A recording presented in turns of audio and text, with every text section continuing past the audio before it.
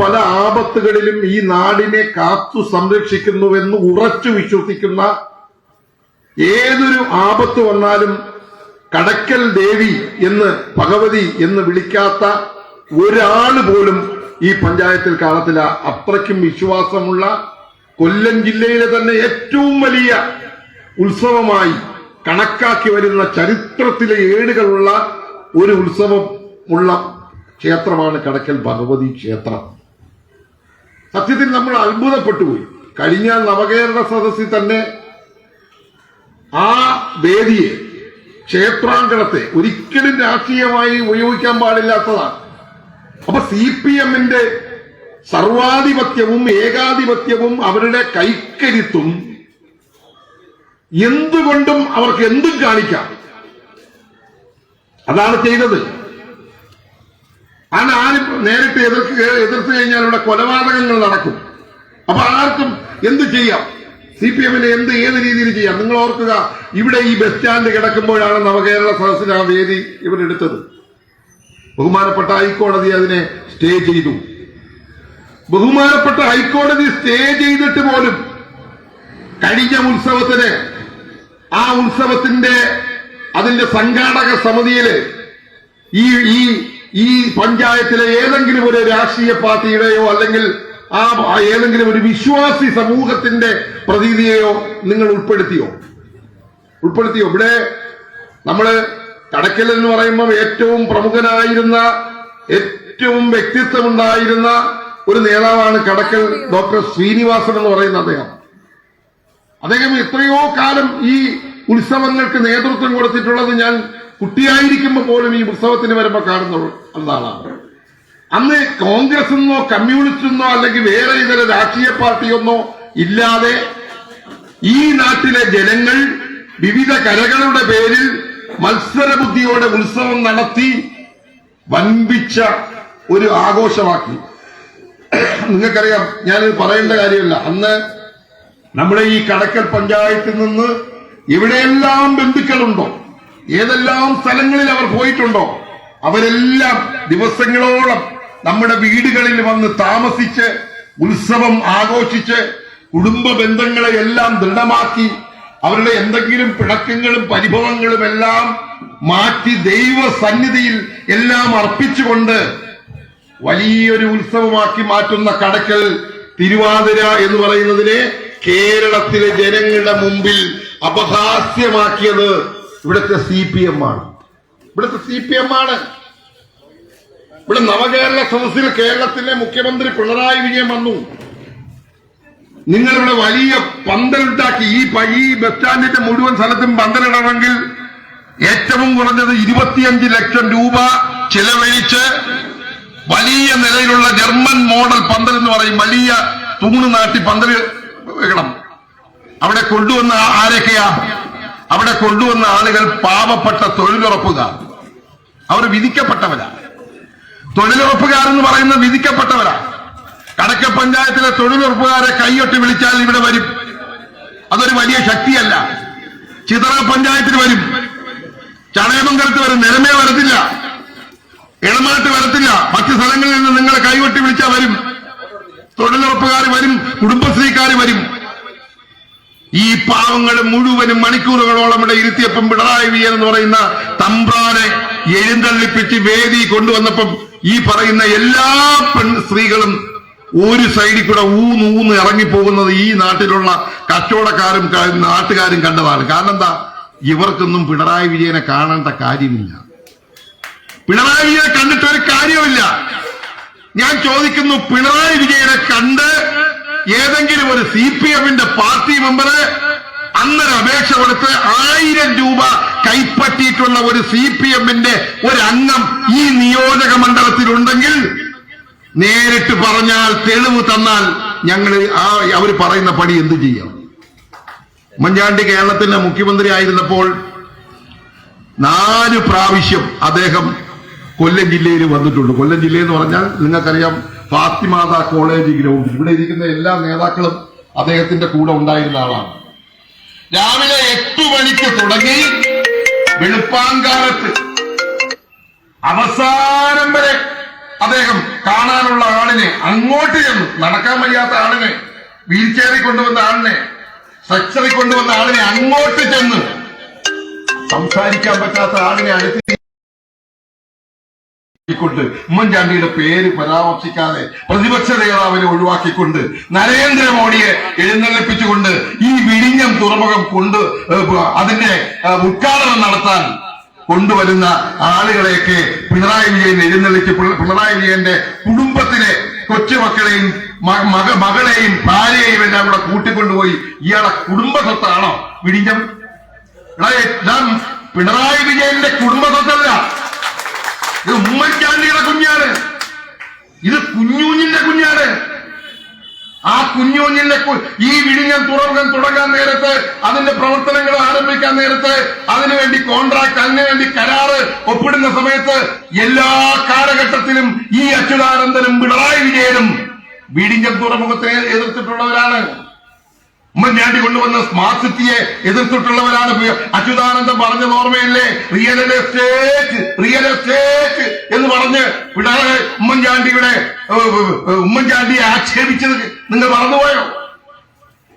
വിഴിഞ്ഞം തുറമുഖം, അതുപോലെ തന്നെ മെട്രോ ട്രെയിൻ, അതുപോലെ മെഡിക്കൽ കോളേജുകൾ, അതുപോലെ വിമാനത്താവളങ്ങൾ, ഇതൊക്കെ ഉമ്മൻചാണ്ടിയുടെ കാലഘട്ടത്തിൽ കൊണ്ടുവന്നതാണ്. ഉമ്മൻചാണ്ടിയുടെ കുഞ്ഞാണ്, കുഞ്ഞൂഞ്ഞിന്റെ വകയാണ്. ചരിത്രത്തിൽ എഴുതും, യാതൊരു സംശയം വേണ്ട. അവിടെ നിങ്ങൾ ഉമ്മൻചാണ്ടിയുടെ പേര് പരാമർശിക്കാതിരുന്നെന്ന് പറഞ്ഞുകൊണ്ടൊന്നും ചെയ്യില്ല. പ്രിയമുള്ളവരെ, ഞാൻ പറഞ്ഞത് കേരളത്തിലെ മുഖ്യമന്ത്രി വന്ന സദസ്സിനെ, കടക്കൽ ക്ഷേത്രാങ്കണത്തെ അത് ഉപയോഗിക്കാൻ ശ്രമിച്ചപ്പോൾ ബഹുകോടതി വിലക്കിയിട്ടും അവർ വീണ്ടും അവിടെ പോയി. പുഷ്പനെ അറിയാമോ? പാവപ്പെട്ട പുഷ്പന് പോലും അറിയത്തില്ല. ഈ പുഷ്പൻ എന്ന് പറയുന്നത് നിങ്ങൾക്കറിയാമോ? പുഷ്പൻ എന്ന് പറയുന്നത് എങ്ങനെയാണ്? സത്യം പറഞ്ഞാൽ CPM-കാർക്ക് ഒരു സ്വഭാവമുണ്ട്, ആരെങ്കിലും ഒരുത്താൽ എങ്ങനെയെങ്കിലും ചത്താൽ അപ്പഴേ രക്തസാക്ഷിത്വം എന്ന് പറയും. പുഷ്പനെ കുറ്റം പറയല്ല. ഈ പാവപ്പെട്ട പുഷ്പൻ അന്ന് ഈ കൂത്തുപറമ്പില് യഥാർത്ഥത്തിൽ ഇവരുടെ പരിപാടിക്ക് പോയതല്ല.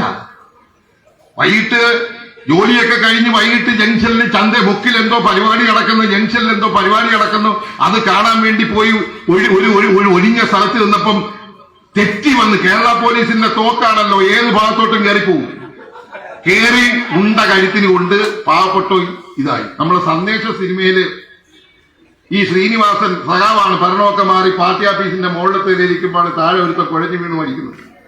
ഉടനെ സഖാവ് ശ്രീനിവാസൻ ചാടി എഴുന്നേറ്റ് നമ്മളെ രക്തസാക്ഷിയാണ്, ഇത് നമ്മുടെ രക്തസാക്ഷിയാണ്, ഈ ഗുലാബ് സിന്ദാബാദ്, ജീവിക്കുന്നു ഞങ്ങളിലൂടെ എന്ന് മുദ്രാവാക്യം വിളിച്ചതുപോലെ പാവപ്പെട്ട പുഷ്പൻ, ആ പുഷ്പനെ അവരങ്ങ് ജീവിക്കുന്ന രക്തസാക്ഷിയാക്കി 4 പാവപ്പെട്ട ഡിവൈഎഫ്ഐക്കാരെ തീർത്തു.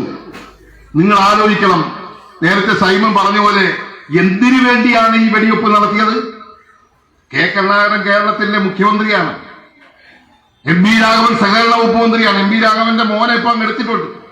MP രാഘവൻ സഹകരണ വകുപ്പ് മന്ത്രിയായിരുന്ന ആ സഹകരണ വകുപ്പിന്റെ കീഴിൽ MP രാഘവൻ രജിസ്റ്റർ ചെയ്ത സഹകരണ സ്ഥാപനത്തിന്റെ പേരിൽ തുടങ്ങിയ പരിയാരം മെഡിക്കൽ കോളേജിന്റെ ഉദ്ഘാടനത്തിന് വരാതിരിക്കാൻ വേണ്ടി, അതായത് സ്വാശ്രയ മേഖലയിൽ വിദ്യാഭ്യാസ സ്ഥാപനങ്ങൾ പാടില്ല, ഞങ്ങൾ ജീവിച്ചിരിക്കുന്നിടത്തോളം ഞങ്ങളെ നെഞ്ചിക്കൂടിയെ ഇവിടെ സ്വാശ്രയ സ്ഥാപനങ്ങൾ വരും. അതാണ് സമരം. സ്വാശ്രയ കോളേജിൽ എന്റെ നെഞ്ചിക്കൂടെ വരും. അപ്പൊ അവിടെ കയറിയിരിക്കുന്ന ആരാണെന്ന് അറിയാമോ? അവിടെ കള്ളവോട്ട് നടന്ന് നമ്മളെല്ലാം കണ്ടതാണ്. പരിയാരം മെഡിക്കൽ കോളേജിൽ കള്ളവോട്ട് ചെയ്ത് ആ സഹകരണ ബാങ്കിനെ, പല സഹകരണ ബാങ്കുകളും പിടിച്ചിട്ടുള്ളത് അങ്ങനെയാണ്. ഇവിടെ കടക്കലത്തെ സഹകരണ ബാങ്ക് CPM പിടിച്ചിട്ടുള്ളത് നിങ്ങൾക്കറിയാം. കുഞ്ഞുവിഷയുള്ള പ്രസിഡന്റ് ആയിരുന്ന കാലഘട്ടത്തിൽ കള്ളവോട്ട് ചെയ്ത് പിടിച്ചിട്ടുള്ളതാണ്. നിലമേലത്തെ പിടിച്ച് അതുപോലെ കള്ളവോട്ട് ചെയ്ത് ഐഡന്റി കാർഡ് കള്ളവോട്ട് തടയാൻ കൊണ്ടുവന്നപ്പോ കള്ള ഐഡന്റി കാർഡ് ഉണ്ടാക്കി അതിനുവേണ്ടി സഹകരണ വകുപ്പിൽ കുറച്ച് കൊട്ടേഷൻ ഗുണ്ടകളെ വെച്ചിട്ടുണ്ട് ഉദ്യോഗസ്ഥന്മാര്. CPM-ന്റെ വെറും തറകളും കൂതറകളുമായ കുറച്ച് ഉദ്യോഗസ്ഥന്മാരുണ്ട്. ഇവരാണ് ഇത് പിടിച്ചെടുക്കുന്നത്. നമ്മൾ കണ്ടതാണ് P ജയരാജനെ അവിടുത്തെ ചെയർമാനാക്കിയത്. ആ ശാസ്ത്രീയ മെഡിക്കൽ കോളേജിലെ ഒരു ജീവനക്കാരനാണ് നവീൻ ബാബു കൈക്കൂലി വാങ്ങി എന്ന് പറഞ്ഞ് PP ദിവ്യയ്ക്ക് വേണ്ടി വിജിലൻസിൽ പരാതി കൊടുത്തു എന്ന് പറഞ്ഞ് മറന്നുപോലും നമ്മൾ.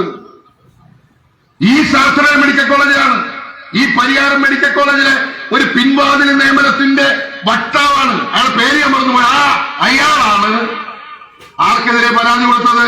നവീൻ ബാബു എന്ന ഏറ്റവും ഉന്നതനായ സർവീസുള്ള മൂല്യങ്ങൾ കാത്തു സൂക്ഷിക്കുന്ന ആർക്കും അടിയറവ് പറയാത്ത രാഷ്ട്രീയത്തിന് അതീതമായി പ്രവർത്തിച്ച എന്നാൽ ഇടതുപക്ഷ കുടുംബാംഗം കൂടിയായ ഈ നവീൻ ബാബുവിന്റെ കൊലയാളിക്ക് ഉത്തരവാദിത്വം വഹിച്ച PP ദിവ്യ എന്ന് പറയുന്ന ഈ ദിവ്യക്ക് കൂട്ടുന്ന ആളിനെ നിയമിച്ചതാണ് ശാസ്ത്ര പരിഹാരം മെഡിക്കൽ കോളേജ്. നിങ്ങൾ മനസ്സിലാക്കണം. CPM-ന് ഇതൊക്കെ ഈ ഏത് കാര്യത്തിലും എന്ത് ചെയ്യാന്നുള്ളതാണ്. ഇവിടെ ഞാൻ ചോദിക്കുന്നു, ഉമ്മൻചാണ്ടി കേരളത്തിന്റെ മുഖ്യമന്ത്രി ആയിരുന്ന ഘട്ടത്തിൽ കടക്ക പഞ്ചായത്തിൽ നിന്ന് എത്ര പേര് പോയിട്ടുണ്ട് കൊല്ലത്ത് അദ്ദേഹത്തിനെ കാണാൻ? ഞങ്ങളെ കത്ത് മേടിച്ചിട്ടുണ്ടോ? ഇവിടെ കടക്കൽ മോഹന വക്കീലുണ്ട്, താജുദ്ദീനുണ്ട്, അന്ന് കോൺഗ്രസിന്റെ മണ്ഡലം പ്രസിഡന്റ് ഇടത്ര വിജയനായിരുന്നു. ഇവിടെ ആരെങ്കിലും കത്ത് മേടിച്ചിട്ടാണോ പോയിട്ടുള്ളത്? പിണറായി വിജയനെ കാണാൻ ഞങ്ങളാരും വന്നിട്ടില്ല. കാരണം ഒരു കാര്യവുമില്ല. പിണറായി വിജയൻ ഒരു വലിയ ബെൻസ് ബസ് എടുത്ത് അതിനെ ആഡംബരമാക്കി, അതിനെ എല്ലാ സൗകര്യങ്ങളും ഉണ്ടാക്കി, കറങ്ങുന്ന കസേര ഉണ്ടാക്കി, മുന്നിൽ പിണറായി വിജയനെ ഇരുത്തി, ബാക്കി മന്ത്രിമാരെല്ലാം ഇടയ്ക്കിടയ്ക്ക് വന്ന് പിണറായി വിജയനെ ഓരോ തമാശകൾ പറഞ്ഞ് ഇക്കിളികൾ ആക്കി ചിരിപ്പിച്ച്, എന്നിട്ടോ ഈ നാട്ടിൽ കിട്ടാവുന്ന എല്ലാ ഫ്രൂട്ട്സുകളും, ബദാം, അണ്ടിപ്പരിപ്പ്, ഈത്തപ്പഴം, അങ്ങനെ ഏതെല്ലാം ഐറ്റം ഉണ്ടോ, പിസ്ത തുടങ്ങി ഏതെല്ലാം ഐറ്റം ഉണ്ടോ എല്ലാം നിറച്ച് ഇതെല്ലാം വാരി തിന്നതിന് ശേഷമോ നമുക്കറിയാം നമ്മുടെ വയറ്റിനകത്ത് ആവശ്യമില്ലാത്ത സാധനങ്ങൾ അനാവശ്യമായിട്ട് അകത്തോട്ട് ചെന്നാൽ പ്രതിക്രിയാവാദം ഉണ്ടാവും. പ്രതിക്രിയാവാദം എന്ന് പറഞ്ഞാൽ ഇത് പുറത്തോട്ട് പോകണം. അതിനുവേണ്ടി ഒരു കക്കൂസും ഉണ്ടാക്കി വെച്ച് കടക്കലിൽ വന്നപ്പോഴത്തേക്കും ഈ കക്കൂസിന് പൊട്ടലും ചീറ്റലും കാരണം ഇവിടെ നാറ്റമായിരുന്ന ആളുകൾ പറഞ്ഞു. ബേക്കറി നടത്തുന്ന 1-2 പേര് പറഞ്ഞു ആ സൈഡിലായിരുന്ന ഇത്രയും കാരണം ഓരോരുത്തരും ആയി തിരിഞ്ഞ് പൊക്കൊണ്ടിരിക്കുകയല്ലേ. പൊട്ടലും ചീറ്റലും ഇത് എങ്ങോട്ടാണ് താഴോട്ട് പോകുമെന്ന് അറിയത്തില്ല. നമ്മൾ വിമാനത്തിൽ പോകുമ്പോഴും അതിനകത്ത് ഇത് വെച്ചിട്ടുണ്ട്. ഈ താഴോട്ടാണോ മുകളിലോട്ടാണോ പോകുന്നത്? ഇവിടെ ഒരു കാര്യവും ഇല്ലാത്ത ഒരു നവകേരള സദസ്സ് സംഘടിപ്പിച്ചുകൊണ്ട് ഇവിടെ ജനങ്ങളെ കബളിപ്പിക്കുകയായിരുന്നു. കടക്ക പഞ്ചായത്ത് വന്നപ്പം ഈ അമ്പലത്തിലെ ഗ്രൗണ്ടിനെ അല്ലെങ്കിൽ അമ്പലത്തിലെ ക്ഷേത്രാങ്കണത്തെ ഉപയോഗിക്കാൻ പാടില്ലെന്ന് പറഞ്ഞിട്ടും അതിനെതിരായിട്ട് ഇവിടെ കുമ്മൻ ഷമീറിനെ അടക്കമുള്ളവരെ തട്ടും വെട്ടും കുത്തും കൊല്ലും, കൊലപാതകം മണ്ണൂർ ബാബുവിനെ വീട്ടിൽ കൊല്ലും വെട്ടും കുത്തും. നിങ്ങൾ എന്തിനാ വെട്ടും? ഇവിടെ രാജ്യത്ത് നിയമം ഇല്ലേ? ഇവിടെ ഈ രാജ്യത്ത് ഈ ഭഗവതി ക്ഷേത്രത്തിനെ വിശ്വസിക്കുന്ന ആ വിശ്വാസ പ്രമാണങ്ങളെ നെഞ്ചിൽ ഏക്കുന്ന അവരുടെ കുടുംബത്തിനും ഈ നാട്ടിലെ ഓരോ പൗരജനങ്ങൾക്കും ഏത് രാഷ്ട്രീയ പ്രത്യയശാസ്ത്രത്തിന്റെ പേരിലും ഭഗവതിയെ വിളിച്ച് കേണപേക്ഷിച്ച് അവരുടെ ആ അപേക്ഷകൾ ഏതാപത്തിലും സ്വീകരിക്കുവാൻ കഴിയുന്ന രീതിയിൽ ഇവിടുത്തെ ജനങ്ങൾക്ക് അവകാശമുണ്ട്. നിങ്ങൾക്കൊരു വിശ്വാസവും കാണില്ല. ശബരിമലയില് നമ്മുടെ കാലങ്ങളായിട്ട് വിശ്വാസ പ്രമാണമാണ്. എല്ലാ മതങ്ങളും വിശ്വസിക്കുന്ന മതേതര കേരളത്തിന്റെ പ്രത്യേകിച്ചും ഹൈന്ദവ മത സമൂഹത്തിന്റെ മക്കയാണ്, വത്തിക്കാനാണ് ശബരിമല എന്ന് പറയുന്നത്. ലക്ഷക്കണക്കിന് ആളുകൾ ഒരു മണ്ഡല മകരവിളക്ക് ഉത്സവത്തിന് പോകുന്ന സ്ഥലമാണ്. ആ ശബരിമലയിൽ ആ വിശ്വാസ പ്രമാണങ്ങളെ, ആചാരാനുഷ്ഠാനങ്ങൾ അത് അനുഷ്ഠിക്കാൻ ഈ രാജ്യത്തെ ജനങ്ങൾ ഒന്നിച്ചു നിന്നപ്പോൾ അതിനെതിരെ കേരളത്തിലെ മുഖ്യമന്ത്രി നവോത്ഥാന സദസ്സുണ്ടാക്കി. കുറച്ച് ആളുകളെ വെച്ചുകൊണ്ട് നവോത്ഥാന സദസ്സ്. എന്നിട്ട് 2-3 പെണ്ണുങ്ങളെന്ന് പറഞ്ഞാൽ എന്റെ സഹോദരിമാരെ തെറ്റിദ്ധരിക്കരുത്, 2-3 സ്ത്രീകളെ, എന്നിട്ട് 2-3 ഓറഞ്ച് വെച്ചുകൊണ്ട് ഇരുമുടിക്കെട്ടിനകത്ത് ഓറഞ്ച്. ഇരുമുടിക്കെട്ടെന്ന് പറയുമ്പോൾ നമുക്ക് എന്തൊക്കെയാണെന്ന് നിങ്ങൾക്ക് പോകുന്ന എല്ലാവർക്കും അറിയാം. അത് എന്നിട്ട് തലയിൽ ഓറഞ്ച് വെച്ചുകൊണ്ട് ഒരു എന്തോന്ന് ഫാത്തിമ പിന്നെ ഒരു ആദിത്യ നല്ലൊരു ബിന്ദു, നല്ല ബിന്ദു, കട്ടപ്പക ബിന്ദു, ഇങ്ങനെ കുറച്ച് 2-3 സാധനങ്ങളെ ഇറക്കി ശബരിമലയിൽ നവോത്ഥാനം ഉണ്ടാക്കി. നവോത്ഥാനം കുറച്ച് പോലീസുകാർ, ഡിവൈഎഫ്ഐക്കാർ, പോലീസുകാരും എല്ലാം കൂടെ ബ്ലാക്ക് കാറ്റുകളായിട്ട് നിന്നുകൊണ്ട് നടത്തിയ നവോത്ഥാനം കേരളത്തിലെ 20 പാർലമെന്റ് മണ്ഡലത്തില് ഒരു സീറ്റിന് 3500 സീറ്റ് ആലപ്പുഴയിൽ ഒഴിച്ച് ബാക്കി മുഴുവനും തൂത്തുവാരി കേരളത്തിലെ ജനങ്ങൾ അടിച്ചു. കടക്കലും അടിച്ചു. കടക്കലത്തെ CPM-കാരൻ അരിവാൾ ചുറ്റിക നക്ഷത്രത്തിൽ നിന്നിട്ടും ആള് പ്രേമേന്ദ്രനെ വോട്ട് ചെയ്തു. കഴിഞ്ഞ പാർലമെന്റ് തെരഞ്ഞെടുപ്പിലും പ്രേമേന്ദ്രനെ വോട്ട് ചെയ്ത് എല്ലാവർക്കും അറിയാമല്ലോ. അതുകൊണ്ട് നിങ്ങൾ ഒരു കാര്യം ക്ഷേത്രത്തെ തൊട്ട് കളിക്കരുത്. ക്ഷേത്രത്തെയും ക്ഷേത്ര വിശ്വാസികളെയും അതിന്റെ ആചാരാനുഷ്ഠാനങ്ങളിൽ നിൽക്കുന്ന ആളുകളെ നിങ്ങൾ തൊട്ട് കളിക്കരുത്. നിങ്ങൾക്ക് ദൈവകോപം കിട്ടും. നിങ്ങൾ വെണ്ണീറായി പോകും. നിങ്ങൾക്ക് മുന്നോട്ട് പോകാൻ കഴിയില്ല. നിങ്ങളുടെ കാലുകൾക്ക് സ്തംഭനമുണ്ടാകും. നിങ്ങളുടെ ദേഹം തളർന്നു വീഴും. അതാണ് ദൈവത്തിന്റെ വിശ്വാസം. അതാണ് ഭഗവതിയുടെ വിശ്വാസം. അത് ദൈവത്തിന്റെ വിശ്വാസം. കൂടുതൽ ജനങ്ങള് ആ വിശ്വാസം ആർജിക്കുമ്പോൾ, വിശ്വാസത്തെ അർപ്പിക്കുമ്പോഴാണ്. അപ്പൊ നിങ്ങൾക്കറിയാം, ആറ്റുകാൽ ക്ഷേത്രത്തിൽ ലക്ഷങ്ങളാണ് ആറ്റുകാൽ ക്ഷേത്രത്തിലെ ഭഗവതിയെ മനസ്സിൽ ധ്യാനിച്ചുകൊണ്ട് ആ കൊടും ചൂടിൽ പൊങ്കാല അടുപ്പിന് തീ കത്തി ദേവി ദേവി ദേവി എന്ന് വിളിക്കുന്നത്. അതാ വിശ്വാസമാണ്. ആ വിശ്വാസത്തിനെ വെല്ലുവിളിക്കുമ്പോൾ നിങ്ങൾക്കുണ്ടാകുന്ന പ്രത്യാഘാതങ്ങൾ നിങ്ങൾ മനസ്സിലാക്കണം. കേരളത്തിലെ മുഖ്യമന്ത്രി പിണറായി വിജയൻ വിചാരിക്കുന്നത് 3ാം തവണയും മുഖ്യമന്ത്രിയാകാമെന്നാണ്. നിങ്ങൾക്ക് തെറ്റിപ്പോയി. കാരണം കഴിഞ്ഞ തെരഞ്ഞെടുപ്പിൽ കോവിഡിന്റെ ഘട്ടത്തിൽ മനുഷ്യന് ജോലിയില്ലാതെ, കൂലിയില്ലാതെ, കമ്പോളങ്ങൾ അടഞ്ഞു കിടന്ന പട്ടിണിയായിരുന്ന കാലത്ത് 3-4 മാസത്തെ പെൻഷൻ ഒന്നിച്ചു കൊണ്ടുവന്നു കൊടുത്ത് ആളുകളെ കബളിപ്പിച്ച് കഴിഞ്ഞ തെരഞ്ഞെടുപ്പിൽ നിങ്ങൾ സർക്കാർ ഉണ്ടാക്കി. നിങ്ങൾ ഇനിയും അധികാരത്തിൽ വന്നാൽ ബംഗാളിലെ സ്ഥിതി ആയിരിക്കും നിങ്ങൾക്ക്. ബംഗാളിലെ സ്ഥിതി. ബംഗാളിൽ പാർട്ടി ഉണ്ടോ എന്ന് CPM പറയട്ടെ. ബംഗാളിൽ നിങ്ങൾ എന്തെല്ലാം സമരം നടത്തി പാർട്ടി ഉണ്ടോ? ബംഗാളിലെ പാർട്ടി BJPയിലേക്ക് ഒഴുകി. ഇവിടെ കണക്കല്ല CPMന്റെ. ഇപ്പോഴും കോൺഗ്രസ് ആണ് പ്രശ്നം. നിങ്ങൾ രക്ഷപ്പെടുമോ? ഞാൻ ചോദിക്കുന്നു. കണക്കൽ പഞ്ചായത്തില് കോൺഗ്രസിന് ഒരു പഞ്ചായത്ത് അംഗവുമില്ല എന്ന് കരുതി കോൺഗ്രസിന് ഈ നാട്ടിൽ ജനങ്ങളില്ലെന്ന് നിങ്ങൾ കരുതരുത്. ഇവിടെ ജനങ്ങളുണ്ട്. നിങ്ങളെക്കാളും കൂടുതൽ ആളുകൾ എതിർക്കുന്നവരുണ്ട്. നിങ്ങൾക്ക് പഞ്ചായത്ത് മെമ്പർമാർ നിങ്ങളുടെ കുൽസിതമായ നീക്കത്തിലൂടെ, നിങ്ങളുടെ തന്ത്രപരമായ നീക്കത്തിലൂടെ നിങ്ങൾ ആളുകളെ ഭയപ്പെടുത്തി. കാരണം ബാങ്കിൽ നിന്ന് ലോൺ എടുത്ത് എത്രയോ ആളുകൾ ജപ്തിയിലാണ്. തൊഴിലുറപ്പ്, കുടുംബശ്രീ, ഇങ്ങനെ പല മേഖലയിലൂടെ നിങ്ങൾ ആളുകളെ ഭയപ്പെടുത്തി. നിങ്ങൾ പഞ്ചായത്ത് തെരഞ്ഞെടുപ്പിൽ നിങ്ങൾ വോട്ട് വാങ്ങി ജയിച്ചു കാണും. പക്ഷെ നിങ്ങൾ ആലോചിക്കണം, ഇവിടെ എതിരഭിപ്രായമുള്ള നിലപാടുള്ള ആളുകളുണ്ട്. എന്തും കാണിക്കാന്ന് കരുതരുത്. കടക്ക പഞ്ചായത്തിൽ എന്ത് കാണിക്കാം? നിങ്ങൾക്കറിയാം, എന്റെ മുമ്പിലുള്ള ഈ താലൂക്ക് ആശുപത്രിയെ നിങ്ങൾ കൊല്ലാൻ ശ്രമിക്കുകയാണ്. നിങ്ങൾക്ക് തൊട്ടടുത്തൊരു കുഞ്ഞുണ്ട്. നിങ്ങൾ ആ കുഞ്ഞിനെ എടുത്തോ. നിങ്ങളുടെ സഹകരണ ആശുപത്രിയെ നിങ്ങൾ എടുത്തോ. അവിടെ പലരും വരുന്നുണ്ടല്ലോ. അവിടെ രാഷ്ട്രീയം നോക്കാതെ വരുന്നുണ്ടല്ലോ. പക്ഷെ ഈ കുഞ്ഞ്, ഈ താലൂക്ക് ആശുപത്രി എന്ന് പറയുന്നത് ഈ നാട്ടിലെ പാവപ്പെട്ടവരുടെ ആശുപത്രിയാണ്. ഈ നാട്ടിലെ 1 രൂപ എടുക്കാനില്ലാത്ത, OPയിൽ 2 രൂപ അടക്കാൻ നിവൃത്തിയില്ലാത്തവന്റെ ആശുപത്രിയാണിത്. അതിനെ കൊല്ലരുത്. അതിലെ ജീവനക്കാരിൽ താൽക്കാലികക്കാരായി നിങ്ങളാണ് നിയമിച്ചിരിക്കുന്നത്. ആ ആശുപത്രിയുടെ വികസന സമിതി എന്ന് പറയുന്നത് നിങ്ങളാണ്. ഈ ആശുപത്രി വികസിപ്പിക്കുന്നതിന്റെ ഫണ്ട് വന്നപ്പോൾ തടഞ്ഞത് നിങ്ങളാണ്. കേസ് കൊടുത്തത് നിങ്ങളാണ്. ഇവിടെ ഇപ്പൊ ഒന്നുമില്ല. നിങ്ങൾക്കറിയാം, ഡയാലിസിസിന്റെ കഴിഞ്ഞ ഇന്നലെയൊക്കെ ആയിട്ട് പത്രങ്ങളിൽ വന്ന വാർത്തകളാണ്. ഡയാലിസിസ് യൂണിറ്റില് ആളുകളടുത്ത് പറഞ്ഞിരിക്കുന്നത് പഞ്ഞിയും എല്ലാം കൊണ്ടുവരണമെന്ന തുണിയും. എന്ന് വെച്ചാൽ പഞ്ഞി കൊണ്ടുവരണമെന്ന് പറഞ്ഞാൽ മൂക്കിൽ സ്വന്തമായിട്ട് തന്നെ മൂക്കിൽ വെച്ചോളണമെന്നാണ്. അതിനാണോ നമ്മൾ ഒരു സിനിമയില് ജഗദീഷ് ശ്രീകുമാർ ഒരു ആംബുലൻസ് വിളിക്കൂ എന്ന് പറയും. എന്നിട്ട് ജഗദീഷ് ശ്രീകുമാർ തന്നെ അതിൽ കയറി കിടക്കും. എന്നിട്ട് ആ ശബ്ദം വന്നിട്ട് പോകൂ എന്ന് പറയുന്നതൊക്കെ മൂക്കി പഞ്ഞി വെച്ചിട്ട് പോകാനാണോ പഞ്ഞിയും തുണിയായിട്ട് വരണമെന്ന് പറയുന്നത്? ഇവിടെ ആശുപത്രിയില് എല്ലാ റഫറൻസാണ്. ആദ്യം പാരിപ്പള്ളിയിലോട്ട് റഫറൻസ് ചെയ്യും. പാരിപ്പള്ളിയിലും കാര്യമായിട്ടൊന്നുമില്ല. ഈ ആശുപത്രിയിൽ വന്ന് നിങ്ങളെ ഈ ആശുപത്രി വരുന്നതിന് ചിലക്കാരൻ ഈ ആശുപത്രി വന്നിട്ട് പോകാന്ന് വരുന്നതിനേക്കാളും അതിലെ നേരെ വളർത്തലെന്ന് ആ ചല്ലിമുക്ക് വഴി, എലുവാനം വഴി നേരെ പോയാൽ മെഡിക്കൽ കോളേജിൽ കയറാം. ഗോകുലത്തിലും കയറുന്നത്. അവിടെയും കയറിയാൽ ചിലപ്പോൾ അറ്റാക്ക് വന്ന് പോകും. അതുകൊണ്ട് നേരെ അങ്ങോട്ട് പോവാം.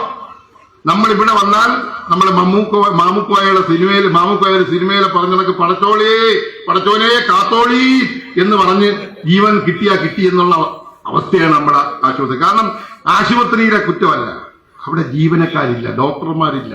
ഉള്ള ഡോക്ടർമാർക്ക് ഒരു നിവൃത്തിയില്ല. ഇവിടെ ഭരണം എന്ന് പറയുന്നത് വേറെ വഴി കൂടെയാണ്. ഈ ആശുപത്രിയെ രക്ഷിക്കണ്ടേ? ഇവിടെ നിങ്ങൾ കഴിഞ്ഞ ദിവസം ഏറ്റവും ഗുരുതരമായ ഒരു കാര്യം ഉണ്ടായി. നിങ്ങളറിയാം, ആലാന്തക്കുടിയിൽ ഒരു ആക്സിഡന്റ് ഉണ്ടായി. എത്ര നാണക്കേടാണ്. ഒരുത്തൻ ബസ് ഓടിച്ച് ഒരു ചെറുപ്പക്കാരനെ ഇടിച്ച് അവനെ റോഡിൽ കൂടെ ഉരുട്ടി അവനെ കൊന്നിട്ട് അവനെ സ്റ്റേഷനിൽ കൊണ്ടുവന്നിട്ട് അവനെ അവിടെ നിന്ന് വിട്ടു. അവനെന്ന് പറഞ്ഞു നീ മെഡിക്കൽ കോളേജിൽ പോകാൻ പറഞ്ഞു. അവൻ മെഡിക്കൽ കോളേജിൽ പോയില്ല. നിലവേ ചെന്നപ്പോ അവിടെ ബാറ് കിടക്കുന്നു. അങ്ങനെ ബാറ് കയറി അടിച്ചിട്ട് അവൻ അവിടെ ഇരുന്ന് ഉറച്ച് ഫോൺ വിളിച്ച് പറയാണ് ഒരുത്ത എനിക്ക് സൈഡ് തന്നില്ല, അവനെ ഇടിച്ചങ്ങ് കൊന്നുന്നു. നിങ്ങൾ ആലോചിച്ച് നോക്കണം. പിണറായിയുടെ പോലീസിന്റെ നയമാണോ ഇത്? ആര് പറഞ്ഞിട്ടാണ് വിട്ടത്? ഒരു ചെറുപ്പക്കാരനെ അരിങ്കൊല ചെയ്തിട്ട് അവനെ കയ്യാമം വെക്കാൻ, അല്ലെങ്കിൽ അവന്റെ ഭൗതിക ശരീരം അടക്കുന്നത് വരെയെങ്കിലും അവനെ കയ്യാമം വെക്കാൻ അവനെ സ്റ്റേഷനിൽ നിർത്താതെ അവനെ ലോക്കപ്പിലിടാതെ പറഞ്ഞുവിട്ട് അവൻ ബാറിൽ കയറി മദ്യപിച്ച് അവൻ പല സുഹൃത്തുക്കളോടും വെള്ളമടിച്ച് അവന്റെ ലഹരിയുടെ അടിസ്ഥാനത്തിൽ അവൻ വിളിച്ചു പറയുകയാണ്. ആലോചിച്ച് നോക്കണം ഈ നാട്ടിൽ നടക്കുന്ന പ്രവണതകൾ. അപ്പൊ എന്തുമാകാം. ഭരണത്തിന്റെ മറവിൽ ഏത് കാര്യങ്ങൾ ചെയ്യാം. ചോദിക്കാനും പറയാനും ആളില്ല. ജനങ്ങൾ നിങ്ങളടുത്ത് മിണ്ടില്ല. നിങ്ങൾ ധരിക്കരുത്, എല്ലാ കാലവും കബളിപ്പിക്കാമെന്ന് ധരിക്കരുത്. കടക്കൽ പഞ്ചായത്തിലെ ജനങ്ങൾ പ്രബുദ്ധരാണ്. ബ്രിട്ടീഷുകാരെ ഓടിച്ച രാഷ്ട്രീയ ചരിത്രവും വിപ്ലവ ചരിത്രവുമുള്ള നാടാണ് കടക്കൽ. ഈ കടക്കലിൽ ജനങ്ങളിറങ്ങും. ആ ജനങ്ങളുടെ മുന്നിൽ കോൺഗ്രസ് ഉണ്ടാകും. കോൺഗ്രസ് നിങ്ങളെ അടിക്കാനല്ല, കോൺഗ്രസ് നിങ്ങളെ ഗുണ്ടായിസം കാണിക്കാനല്ല, പ്രത്യയശാസ്ത്രപരമായ നിലപാടിന്റെ അടിത്തറയിൽ നിന്ന് കോൺഗ്രസ് ഈ നാട്ടിലെ ജനങ്ങളോടൊപ്പം നിൽക്കും. യാതൊരു തർക്കവും വേണ്ട. അതുകൊണ്ട് പ്രിയമുള്ളവരെ, ഞാൻ പലപ്പോഴും പറഞ്ഞിട്ടുണ്ട്, നിങ്ങൾ അഹങ്കരിക്കരുത്. ബംഗാളിൽ നിങ്ങൾ കാണണം, ത്രിപുരയെ നിങ്ങൾ കാണണം, അവിടുത്തെ പാർട്ടി എന്ന് പറയുന്ന സഖാക്കളെ നിങ്ങൾ കാണണം. അവരൊക്കെ അന്ന് കോൺഗ്രസിന്റെ കതറിന്റെ തണലിൽ നിൽക്കുകയാണ്. തമിഴ്നാട്ടിലെ കോൺഗ്രസിന്റെ തണലിൽ നിൽക്കുകയാണ്, ഡിഎംകെയുടെ തണലിൽ നിൽക്കുകയാണ്. അതുകൊണ്ട് ജനങ്ങൾ ആണ് ദൈവം, ജനങ്ങൾ ആണ് യജമാനൻ എന്ന് കരുതി മുന്നോട്ട് പോകുവാൻ CPM തയ്യാറാകണം. കടക്കലിലെ CPM തിരുത്തണം. CPMന്റെ പ്രത്യയശാസ്ത്രപരമായ അപജയം ഇവിടെ അവസാനിക്കണം. രാഷ്ട്രീയപരമായ അന്തസ്സത്തെയും മര്യാദയും നിങ്ങൾ പുലർത്തി പ്രതിപക്ഷ ബഹുമാനത്തോടെ പ്രവർത്തിക്കുവാൻ, പ്രതിപക്ഷങ്ങളെ ഉൾപ്പെടുത്തി പോകാൻ. പഞ്ചായത്തിൽ നിങ്ങൾ ഒറ്റയ്ക്കാണ്. PTA നിങ്ങൾ ബലമായി പിടിച്ചെടുക്കുന്നു. വിശ്വാസികളെ ഒഴിവാക്കിക്കൊണ്ട് നിങ്ങൾ അമ്പലം പിടിച്ചെടുക്കുന്നു. എവിടെയും നിങ്ങൾക്ക് ഒറ്റയ്ക്ക് ഭരിക്കണം, ആരും ചോദിക്കാൻ പാടില്ല എന്ന നിങ്ങളുടെ നയം അത് മാറ്റി മുന്നോട്ട് പോയില്ലെങ്കിൽ ഇന്നിവിടെ ആരംഭിക്കുന്നത് ജനകീയ പ്രക്ഷോഭമാണ്. യാതൊരു സംശയം വേണ്ട. ഇവിടെ ഞങ്ങൾ CPIയും CPMും തമ്മിലുള്ള ചക്കളത്തി പോരാട്ടമൊന്നും പറയുന്നില്ല. നമ്മുടെ ഒരു മന്ത്രിയുണ്ട്. ആ മന്ത്രിയെ സത്യം പറഞ്ഞാൽ ഇവിടെ ഞങ്ങൾ ആരും കാണാറില്ല. വേറെ ആരെങ്കിലും കാണാറുണ്ടോ എന്നറിയത്തില്ല. എന്തിനാണ് ഈ മന്ത്രി നാട്ടിൽ കുളമ്പ് രോഗം വർദ്ധിപ്പിക്കാനാണോ? മുഖ്യമന്ത്രിയുടെ വീട്ടിൽ നിന്ന് തന്നെ കുളമ്പ് രോഗം കൂട്ടുന്നു എന്ന് പറഞ്ഞ ഒരു മന്ത്രിയാണ്. ചെറിയൊരു വകുപ്പാണ് കിട്ടിയത്. പശുവും കിടാവും കറവയുമാണെങ്കിലും മന്ത്രി ഇവിടെ മൊത്തവും നടക്കുന്നതായിട്ട് നമ്മൾ കാണുന്നില്ല. എന്തിനാണ് ഇങ്ങനെ ഒരു മന്ത്രി? ഈ നിയോജക മണ്ഡലത്തിൽ വന്നു, MLA ആയി, ഞാൻ അംഗീകരിക്കുന്നു, MLA ആയി, നിങ്ങളുടെ പാർട്ടിയുടെ വോട്ടുണ്ട്. ആ MLA ആയി കണ്ണടച്ച് തുറക്കുന്ന മുമ്പേ മന്ത്രിയായ നമ്മുടെ ചിഞ്ചുറാണിയെ എവിടെ കാണുന്നുണ്ട്? ചിഞ്ചുറാണി എന്ത് വികസനം ഇവിടെ നടത്തുന്നുണ്ട്? എന്ത് സ്ഥാപനം കൊണ്ടുവന്നു? ഈ താലൂക്ക് ആശുപത്രിക്ക് കോടികൾ ഉണ്ടാക്കി അനുവദിച്ചിരിക്കുന്നു എന്ന് പറഞ്ഞു. ഇവിടെ കോടതിക്ക് വേണ്ടി സ്ഥലമെടുത്തിരിക്കുന്നു. എവിടെ നിർമ്മാണം? പറയട്ടെ ജനങ്ങൾ. ഈ നാട്ടിലെ ഒട്ടേറെ റോഡുകൾ, ഗ്രാമ റോഡുകൾ ശോചനീയ അവസ്ഥയിലാണ്. നിങ്ങൾക്കറിയാം, കഴിഞ്ഞ ദിവസം കുമ്മിൾ മണ്ഡലത്തിലെയും ചിതറ മണ്ഡലത്തിലെയും മണ്ഡല കമ്മിറ്റികൾ ഷാനവാസിന്റെയും കുമയും കബീറിന്റെയും നേതൃത്വത്തിൽ ഇവിടെ ഒരു സമരം നടത്തി. നെടുമാറ അല്ലേ? നടമാറ 10-400 ജനങ്ങൾ പങ്കെടുത്തതാണ്. എന്തിനാ? 2 ഉദ്ഘാടനം കഴിഞ്ഞു. 2 ഉദ്ഘാടനം. ഇതൊക്കെയാണ് ഇവിടെ നടക്കുന്നത്. ഫ്ലക്സ് വെക്കുക, ഉദ്ഘാടനം നടത്തുക, അത് മാഞ്ഞു പോകുമ്പോൾ വീണ്ടും ഉദ്ഘാടനം നടത്തുക. ഇത് ജനങ്ങളെ കബളിപ്പിക്കലാണ്. അതിനെതിരായി ശക്തമായ ഒരു സമര പ്രക്ഷോഭം ഈ കടക്കൽ പഞ്ചായത്തിലും ചടയങ്കര നിയോജക മണ്ഡലത്തിലും വരും ദിവസങ്ങളിൽ ഉണ്ടാകും എന്ന് മാത്രം അഭ്യർത്ഥിച്ചുകൊണ്ട് അറിയിച്ചുകൊണ്ട് നമ്മുടെ ബഹുമാന്യായ ശ്രീ K. മുരളീധരൻ അദ്ദേഹം വന്നു കഴിഞ്ഞാൽ പിന്നെ നമ്മുടെ യോഗം തീരും. അദ്ദേഹം വരുന്നത് വരെ നമ്മുടെ ഈ സമ്മേളനം ഭംഗിയായി നടക്കണം.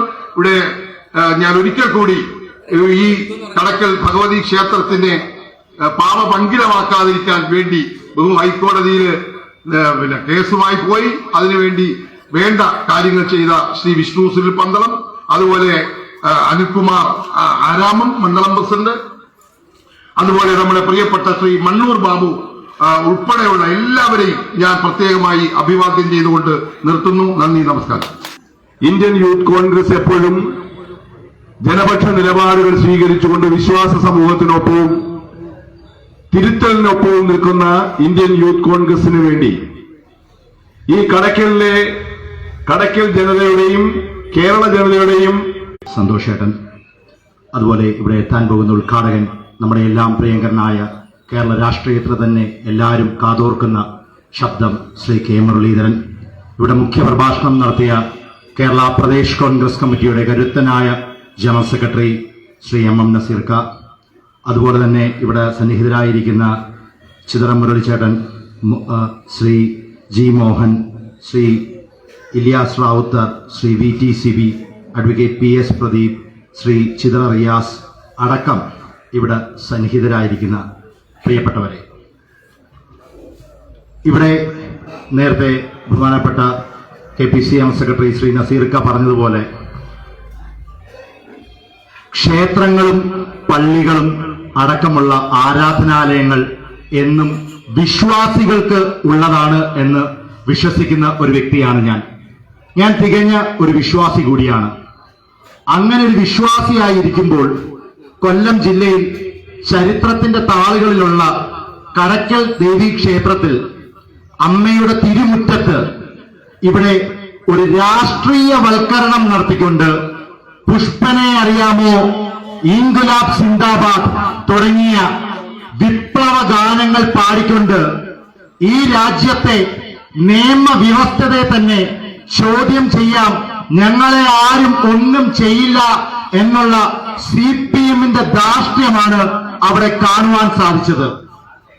ഇവിടെ ബഹുമാനപ്പെട്ട കേരള ഹൈക്കോടതി 2023-ലും 24-ലും അടക്കം നിരവധിയായ വിധികളിൽ ക്ഷേത്രങ്ങളിലും പള്ളികളിലും അടങ്ങുന്ന ആരാധനാലയങ്ങളിൽ ഒരിക്കലും ഒരു രാഷ്ട്രീയ പാർട്ടിയും രാഷ്ട്രീയവൽക്കരണത്തിനായി അത് ഉപയോഗിക്കരുത് എന്നുള്ള കൃത്യമായ ഉത്തരവുകൾ നിലനിൽക്കുമ്പോൾ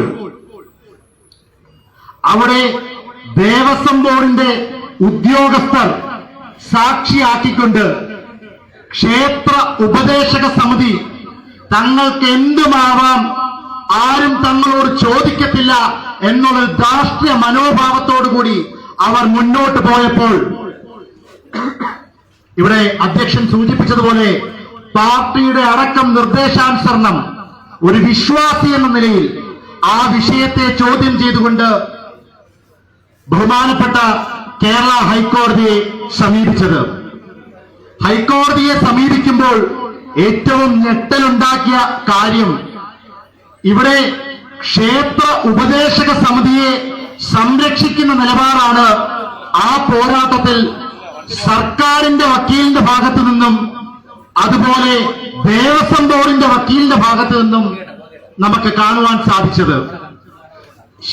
ഒരു നിമിഷം എനിക്കും എന്റെ വക്കീലിനും സംശയം തോന്നി, ഇതിപ്പോൾ ക്ഷേത്ര ഉപദേശക സമിതിയെ അതിൽ കക്ഷി ചേർക്കുവാൻ അതിനുവേണ്ടി ഹർജി അടുത്തൊരു പെറ്റീഷൻ മൂവ് ചെയ്തപ്പോൾ അതിനെ എതിർത്തുകൊണ്ട് നഖശികാന്തം എതിർത്തുകൊണ്ട് മുന്നോട്ട് വരുന്നത് സർക്കാരിന്റെ വക്കീൽ പോലീസിന്റെ ഭാഗത്തു നിന്നും അതുപോലെ ദേവസ്വം ബോർഡിന്റെ വക്കീലുമാണ്.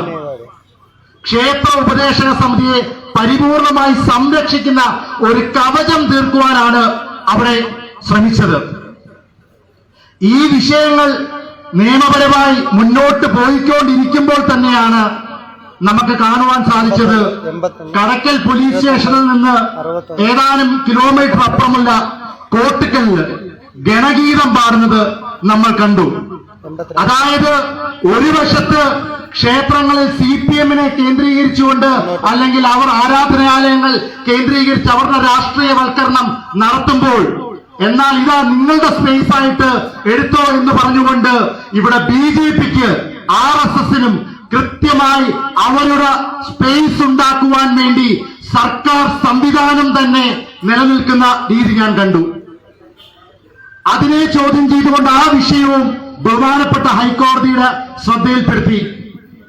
അപ്പോൾ കേരള പോലീസ് ഇവിടെ കടക്കൽ ക്ഷേത്രത്തിലെ ക്ഷേത്ര ഉപദേശക സമിതി പ്രസിഡന്റിനെ കക്ഷി ചേർക്കണ്ട എന്നുള്ള നിലപാടാണ് ഇവിടെ നിന്നുള്ള റിപ്പോർട്ടിൽ ഇവിടുത്തെ കടക്കൽ പോലീസ് സ്വീകരിച്ചത്. ഇവിടെ നിന്ന് കടക്കൽ മണ്ഡലം പ്രസിഡന്റ് പരാതിയിൽ ആദ്യം മൊഴിയെടുത്തു. ആ മൊഴിയുടെ അടിസ്ഥാനത്തിൽ FIR കടക്കൽ മണ്ഡലം പ്രസിഡന്റ് പരാതി കൊടുക്കുമ്പോൾ തന്നെ ഞാനും പരാതി കൊടുത്തിട്ടുണ്ടായിരുന്നു, ബഹുമാനപ്പെട്ട DGPക്ക് അടക്കം, കടക്കൽ SHOയ്ക്ക് അടക്കം.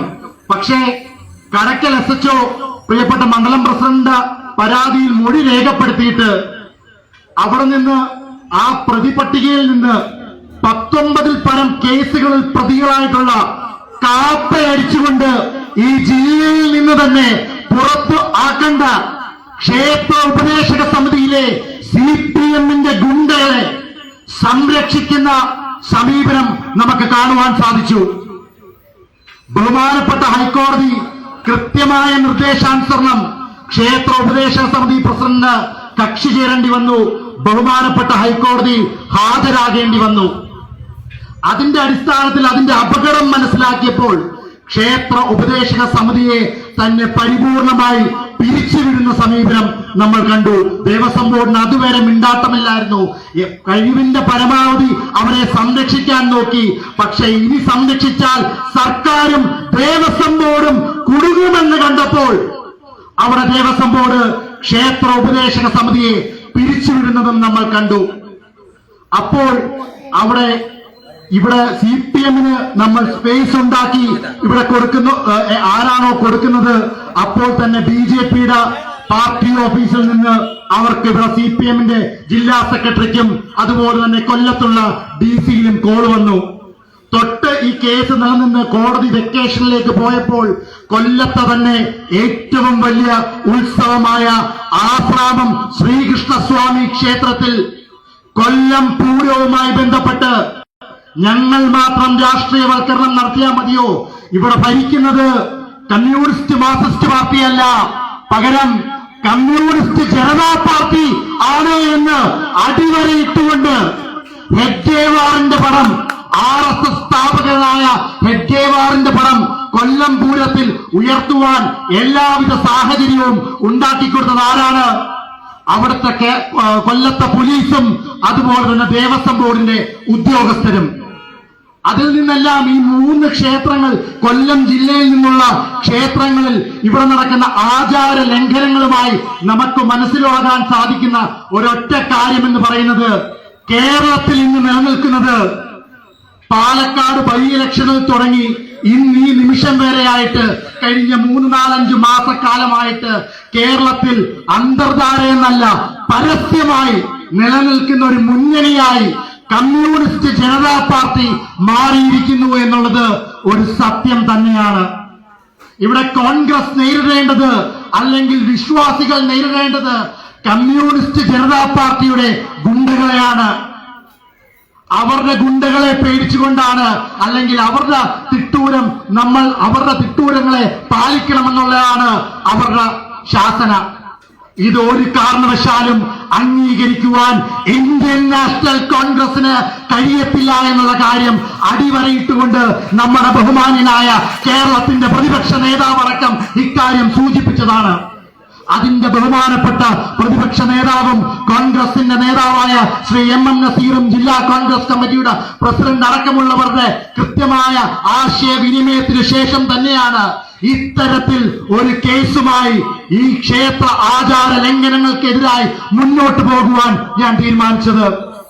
ഇവിടെ ക്ഷേത്രാചാരങ്ങളും അല്ലെങ്കിൽ ഇവിടെ നേരത്തെ പറഞ്ഞതുപോലെ നവകേരള യാത്രയുമായി ബന്ധപ്പെട്ട് ഇവിടെ യാത്ര വന്നപ്പോൾ ക്ഷേത്ര കോമ്പൗണ്ട് അത് ഉപയോഗിക്കുവാൻ വേണ്ടി ശ്രമിച്ചപ്പോൾ അതിന് പരാതി നൽകിയ കുമ്മൽ ഷമീർ എന്ന് പറയുന്ന യൂത്ത് കോൺഗ്രസിന്റെ നേതാവിനെ നിങ്ങൾ എന്താ പറഞ്ഞത്?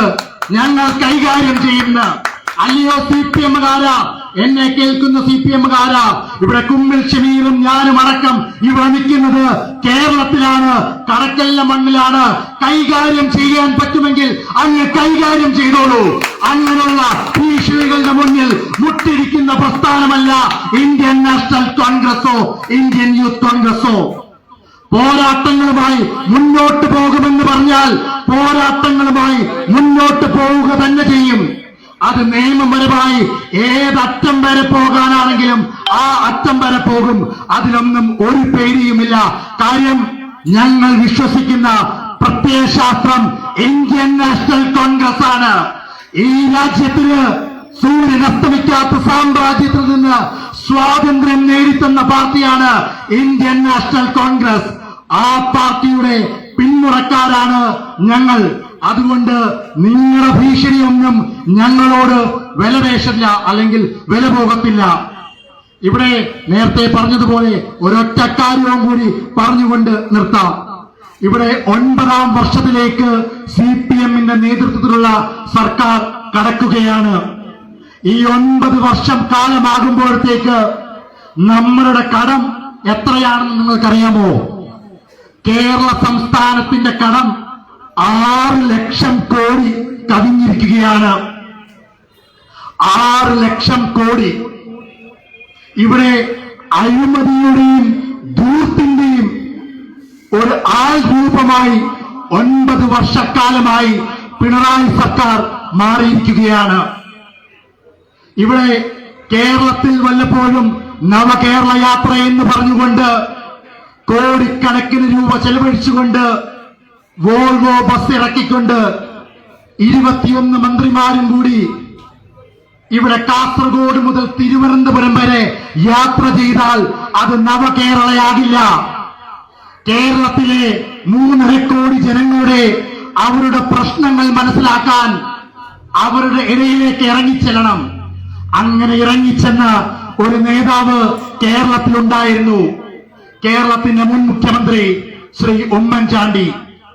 ആ ഉമ്മൻചാണ്ടിയുടെ 7-1 എത്ര ജന്മമെടുത്താലും നിങ്ങൾ വരില്ല എന്നുള്ള മാത്രമാണ് ഈ അവസരത്തിൽ പറയുവാനുള്ളത്. നിങ്ങളുടെ അഴിമതിയും ധൂർത്തും ഇനി വരാൻ പോകുന്ന 11 മാസക്കാലം കൂടിയേ നിങ്ങൾക്ക് ആ ധൂർത്ത് സംഘടിപ്പിക്കുവാൻ സാധിക്കൂ. ഒരൊറ്റ കാര്യം കൂടി പറയാം. ഏറ്റവും അവസാനമായി ഒരു 3 ആഴ്ച മുമ്പ് വന്നൊരു വിവരാവകാശ രേഖയുണ്ട്. ആ വിവരാവകാശ രേഖയിൽ ഇവിടുത്തെ മുഖ്യമന്ത്രി പിണറായി വിജയനും അവരുടെ കുടുംബത്തിനും രാവിലെ ഉറക്കമെണിക്കുമ്പോൾ ചായ കുടിക്കണം. എല്ലാ മലയാളികൾക്കും ഒരു പൊതുശീലമാണ് ചായ കുടിക്കുക എന്നുള്ളത്. അവർക്ക് ചായ കുടിക്കാൻ വേണ്ടി പശുവും പാലിൽ തന്നെ ചായ കുടിക്കണം. നമ്മളെ പോലുള്ള ആൾക്കാരുടെ ബഹുഭൂരിപക്ഷവും മിൽമ എന്ന് പറയുന്ന കേരളം കണികണ്ടുണരും നന്മ മിൽമയെ ആശ്രയിക്കുമ്പോൾ മുഖ്യമന്ത്രിക്കും കുടുംബത്തിനും പശുവും പാലിലെ ചായ കുടിക്കാൻ പറ്റൂ. അതിനുവേണ്ടി 27,85,000 രൂപയാണ് പശുത്തൊഴുത്തിനും പശുക്കൾക്കുമായി സംസ്ഥാന ഖജനാവിൽ നിന്ന് ഞാനും നിങ്ങളും അടക്കം ഉള്ള ആൾക്കാരടയ്ക്കുന്ന നികുതി പണത്തിൽ നിന്ന് പൈസ ചിലവാക്കിയിരിക്കുന്നത്. ആ പശുവിനെ പരിപാലിക്കുന്നതിന് അതിന്റെ ചാണകക്കുഴിയും മറ്റുമായി 5,77,000 രൂപയും. ചുരുക്കം പറഞ്ഞാൽ കേരളത്തിന്റെ മുഖ്യമന്ത്രി പിണറായി വിജയനും കുടുംബവും ചായ കുടിക്കുന്നതിന് വേണ്ടി പൊതു ഖജനാവിൽ നിന്ന് ചെലവാക്കുന്നത് ഏകദേശം 1/4 കോടി രൂപയുടെ മുകളിൽ നിന്നാണ്. ഇതിൽ കൂടുതൽ എന്ത് ധൂർത്താണ്? ഒരു ധൂർത്തിന്റെ എന്താണ് നമുക്ക് പറയുവാനുള്ളത്? ഇങ്ങനെ ഒരു പിടി ധൂർത്തിന്റെയും അഴിമതിയുടെയും കഥകൾ നമ്മുടെ മുന്നിലുണ്ട്. ഇവിടെ പിണറായി വിജയനോട് അല്ലെങ്കിൽ ഇടതുപക്ഷ സർക്കാരിനോടും എന്നെ കേൾക്കുന്ന CPM-ന്റെയും ഇടതുപക്ഷ ആൾക്കാരോടും പറയുവാനുള്ളത്, ഇനി വരാൻ പോകുന്ന 11 മാസം കഴിയുമ്പോൾ ഇവിടെ കേരളത്തിൽ സംജാതമാകുന്ന തിരഞ്ഞെടുപ്പിൽ അതിശക്തമായ ഐക്യജനാധിപത്യ മുന്നണിയുടെ നേതൃത്വത്തിലുള്ള ഒരു സർക്കാർ അടുത്ത മെയ് മാസം പൊൻപുലരിയിൽ കേരളത്തിൽ അധികാരമേൽക്കും. അന്ന് വരെയുള്ളൂ നിങ്ങളുടെ അഴിമതിയുടെയും ധൂർത്തിന്റെയും ആയുസ് ഇവിടെ വരാൻ പോകുന്ന UDF സർക്കാരിന്റെ കാലം വരെ 11 മാസം അടിവരയിട്ട് വെച്ചോളൂ. 11 മാസം കൂടി നിങ്ങൾക്ക് ചെയ്യാവുന്ന അഴിമതിയും ധൂർത്തും നടത്തിക്കോളൂ. അതിനെയെല്ലാം ചോദ്യം ചെയ്തുകൊണ്ട് ഇന്ത്യൻ നാഷണൽ കോൺഗ്രസും യൂത്ത് കോൺഗ്രസും തെരുവിലുണ്ടാകുമെന്ന് മാത്രം പറഞ്ഞുകൊണ്ട് കടയ്ക്കൽ ദേവി ക്ഷേത്രത്തിൽ ഇവിടെ ആചാര ലംഘനവുമായി നടത്തിയ പോരാട്ടങ്ങളുമായി ബഹുമാനപ്പെട്ട കോടതിയിൽ വരും ദിവസങ്ങളിലും അതുമായി മുന്നോട്ട് പോകുമെന്ന് മാത്രം പറഞ്ഞുകൊണ്ട് ഈ പരിപാടി സംഘടിപ്പിച്ച ഇന്ത്യൻ നാഷണൽ കോൺഗ്രസിന്റെ ബ്ലോക്ക് കോൺഗ്രസ് കമ്മിറ്റിക്കും ഇവിടുത്തെ നേതാക്കന്മാർക്കും ഹൃദയാഭിവാദ്യങ്ങൾ നേർന്നുകൊണ്ട് നിർത്തുന്നു. നന്ദി. ജയ് ഹിന്ദ്. കടയ്ക്കൽ തിരുവാതിര മാർച്ച് മാസം 8-ാം തീയതിയായിരുന്നു. നമുക്കറിയാം, എത്രയെങ്കിലും ദിവസം നീണ്ടു നിൽക്കുന്ന തിരുവാതിര കുംഭമാസത്തിലെ തിരുവാതിര നാളിന് മുമ്പ്, ഒരാഴ്ച മുമ്പ് അല്ലെങ്കിൽ അതിനു മുമ്പ് തുടങ്ങുന്ന 2-3 ആഴ്ച നിലനിൽക്കുന്ന വളരെ വലിയ ഒരു ഉത്സവമാണ് കടയ്ക്കൽ തിരുവാതിര മഹോത്സവം. ദക്ഷിണ കേരളത്തിലെ തന്നെ ഏറ്റവും അധികം ആഭാരവർദ്ധം ജനങ്ങൾ കുടുംബസമേതം എത്തിച്ചേരുന്ന ക്ഷേത്രം. ഈ ക്ഷേത്രത്തിൽ മാർച്ച് മാസം 10-ാം തീയതി നടന്ന സംഭവത്തെ ആസ്പദമാക്കിയാണ് ഇപ്പോൾ കേരളത്തിലുടനീളം നിയമരംഗത്തും രാഷ്ട്രീയ രംഗത്തും വലിയ ചർച്ച ഉണ്ടായിരിക്കുന്ന സംഭവം ഉണ്ടായത്. 10-ാം തീയതി കടയ്ക്കലെ ക്ഷേത്ര വേദിയിൽ കടയ്ക്കൽ ക്ഷേത്ര ഉത്സവത്തിനു വേണ്ടി സ്ഥിരമായി തയ്യാറാക്കിയിട്ടുള്ള വേദിയിൽ വ്യാപാരി വ്യവസായി സമിതിയുടെ പരിപാടിയായിരുന്നു. നമുക്കറിയാം, വിവിധ സംഘടനകൾ, വിവിധ ചേരികൾ, വ്യക്തികളൊക്കെയാണ് ക്ഷേത്ര ഉത്സവ സംബന്ധമായ പരിപാടികൾ സംഘടിപ്പിക്കുന്നത്. 10-ാം തീയതി തിരുവാതിര കടയ്ക്കൽ കുംഭമാസത്തിലെ തിരുവാതിര ദിവസത്തിന്റെ 2 ദിവസത്തിനുള്ളിൽ നടന്ന വലിയ തിരുവാതിര ഉത്സവങ്ങൾ നടക്കുന്ന ദിവസം വ്യാപാരി വ്യവസായി സമിതി, നമുക്കറിയാം മാർക്സിസ്റ്റ് പാർട്ടി നേതൃത്വം കൊടുക്കുന്ന സമിതിയാണ്. ആ സമിതിയുടെ ഗാനമേള, അലോഷിയുടെ ഗാനമേള, കമ്മ്യൂണിസ്റ്റ് സഹയാത്രികനായ അലോഷിയുടെ ഗാനമേള ആലോചിച്ചപ്പോൾ ഇവിടെ പുഷ്പനെ അറിയാവോ എന്നുള്ള പാട്ടിനെ പറ്റി ഇവിടെ പലരും പരാമർശിച്ചു. യഥാർത്ഥത്തിൽ അതുമാത്രമാണ് ഉണ്ടായത്. അവിടെ LED വാളിൽ എന്താണ് പ്രദർശിപ്പിച്ചത്? ബഹുമാനപ്പെട്ട കേരള ഹൈക്കോടതി പ്രത്യേകമായി ചോദിച്ച ഒരു കാര്യമുണ്ട്. ക്ഷേത്ര ഉത്സവങ്ങൾ ഇത്ര ആഡംബരപൂർവ്വം നടത്തുന്നതിനെതിരെ വിരൽ ചൂണ്ടിയ ബഹുമാനപ്പെട്ട കേരള ഹൈക്കോടതി ആ LED വാളിൽ കണ്ട ദൃശ്യങ്ങൾ എന്തായിരുന്നു? ഡിവൈഎഫ്ഐയുടെയും മാർക്സിസ്റ്റ് പാർട്ടിയുടെയും ചിഹ്നങ്ങൾ, കൊടികൾ പ്രദർശിപ്പിച്ചു എന്ന് മാത്രമല്ല, ലക്ഷക്കണക്കിന് ആളുകൾ സമ്മേളിക്കുന്ന ജാതിമത വർഗവർണ്ണങ്ങൾക്ക് അതീതമായി പ്രാദേശിക അതിർത്തികൾ ഒക്കെ അതീതമായി ആളുകൾ കൂടുന്ന, 10,000-കണക്കിന് ആളുകൾ കൂടുന്ന ആ ക്ഷേത്ര മൈതാനിയിൽ, പരിപാവനമായ പരിശുദ്ധമായ ആ ക്ഷേത്ര മൈതാനിയിൽ ഇൻകിലാബ് സിന്ദാബാദ് വിളികൾ മുഴങ്ങുന്നു എന്ന് പറഞ്ഞാൽ വാസ്തവത്തിൽ അതിനകത്ത് ഇത് യാദൃശ്ചികമായി സംഭവിച്ച സംഭവമല്ല. ആ വേദിയിൽ ആരൊക്കെയാണ്, ആ സദസ്സിൽ ആരൊക്കെയാണ് ഉണ്ടായിരുന്നത് നമ്മൾ വിലയിരുത്തണം. അവിടെ അലോഷിയുടെ ഗാനമേള നടത്തിയെന്നുള്ളത് മാത്രമല്ല, ആ വേദിയിൽ ഒരിക്കലും ഉത്സവ വിശ്വാസങ്ങളുമായി ബന്ധമില്ലാത്ത ക്ഷേത്ര വിശ്വാസങ്ങൾ, ക്ഷേത്ര ദർശനം നടത്തുവാൻ തയ്യാറാകാത്ത CPM-ന്റെ ഈ പ്രദേശത്തെ നേതാക്കന്മാർ അവിടെ കസേരയിട്ട് അവിടെ ഇരുന്നിട്ട് ഇൻകിലാബ് സിന്ദാബാദ് വിളിച്ചപ്പോൾ കൈയടിച്ചു കൊടുക്കുകയാണ് ചെയ്തത് CPM-ന്റെ ഉത്തരവാദപ്പെട്ട കടയ്ക്കലെ നേതാക്കന്മാർ. ഇത് യാദൃശ്ചികമായി ഉണ്ടായ സംഭവമല്ല. മാത്രമല്ല, മറ്റൊരു കാര്യം ഓർക്കണം. നമുക്കറിയാം, കടയ്ക്കൽ ക്ഷേത്ര ഉത്സവത്തിന്റെ സമാപനം കുരിശി ഉത്സവമാണ്.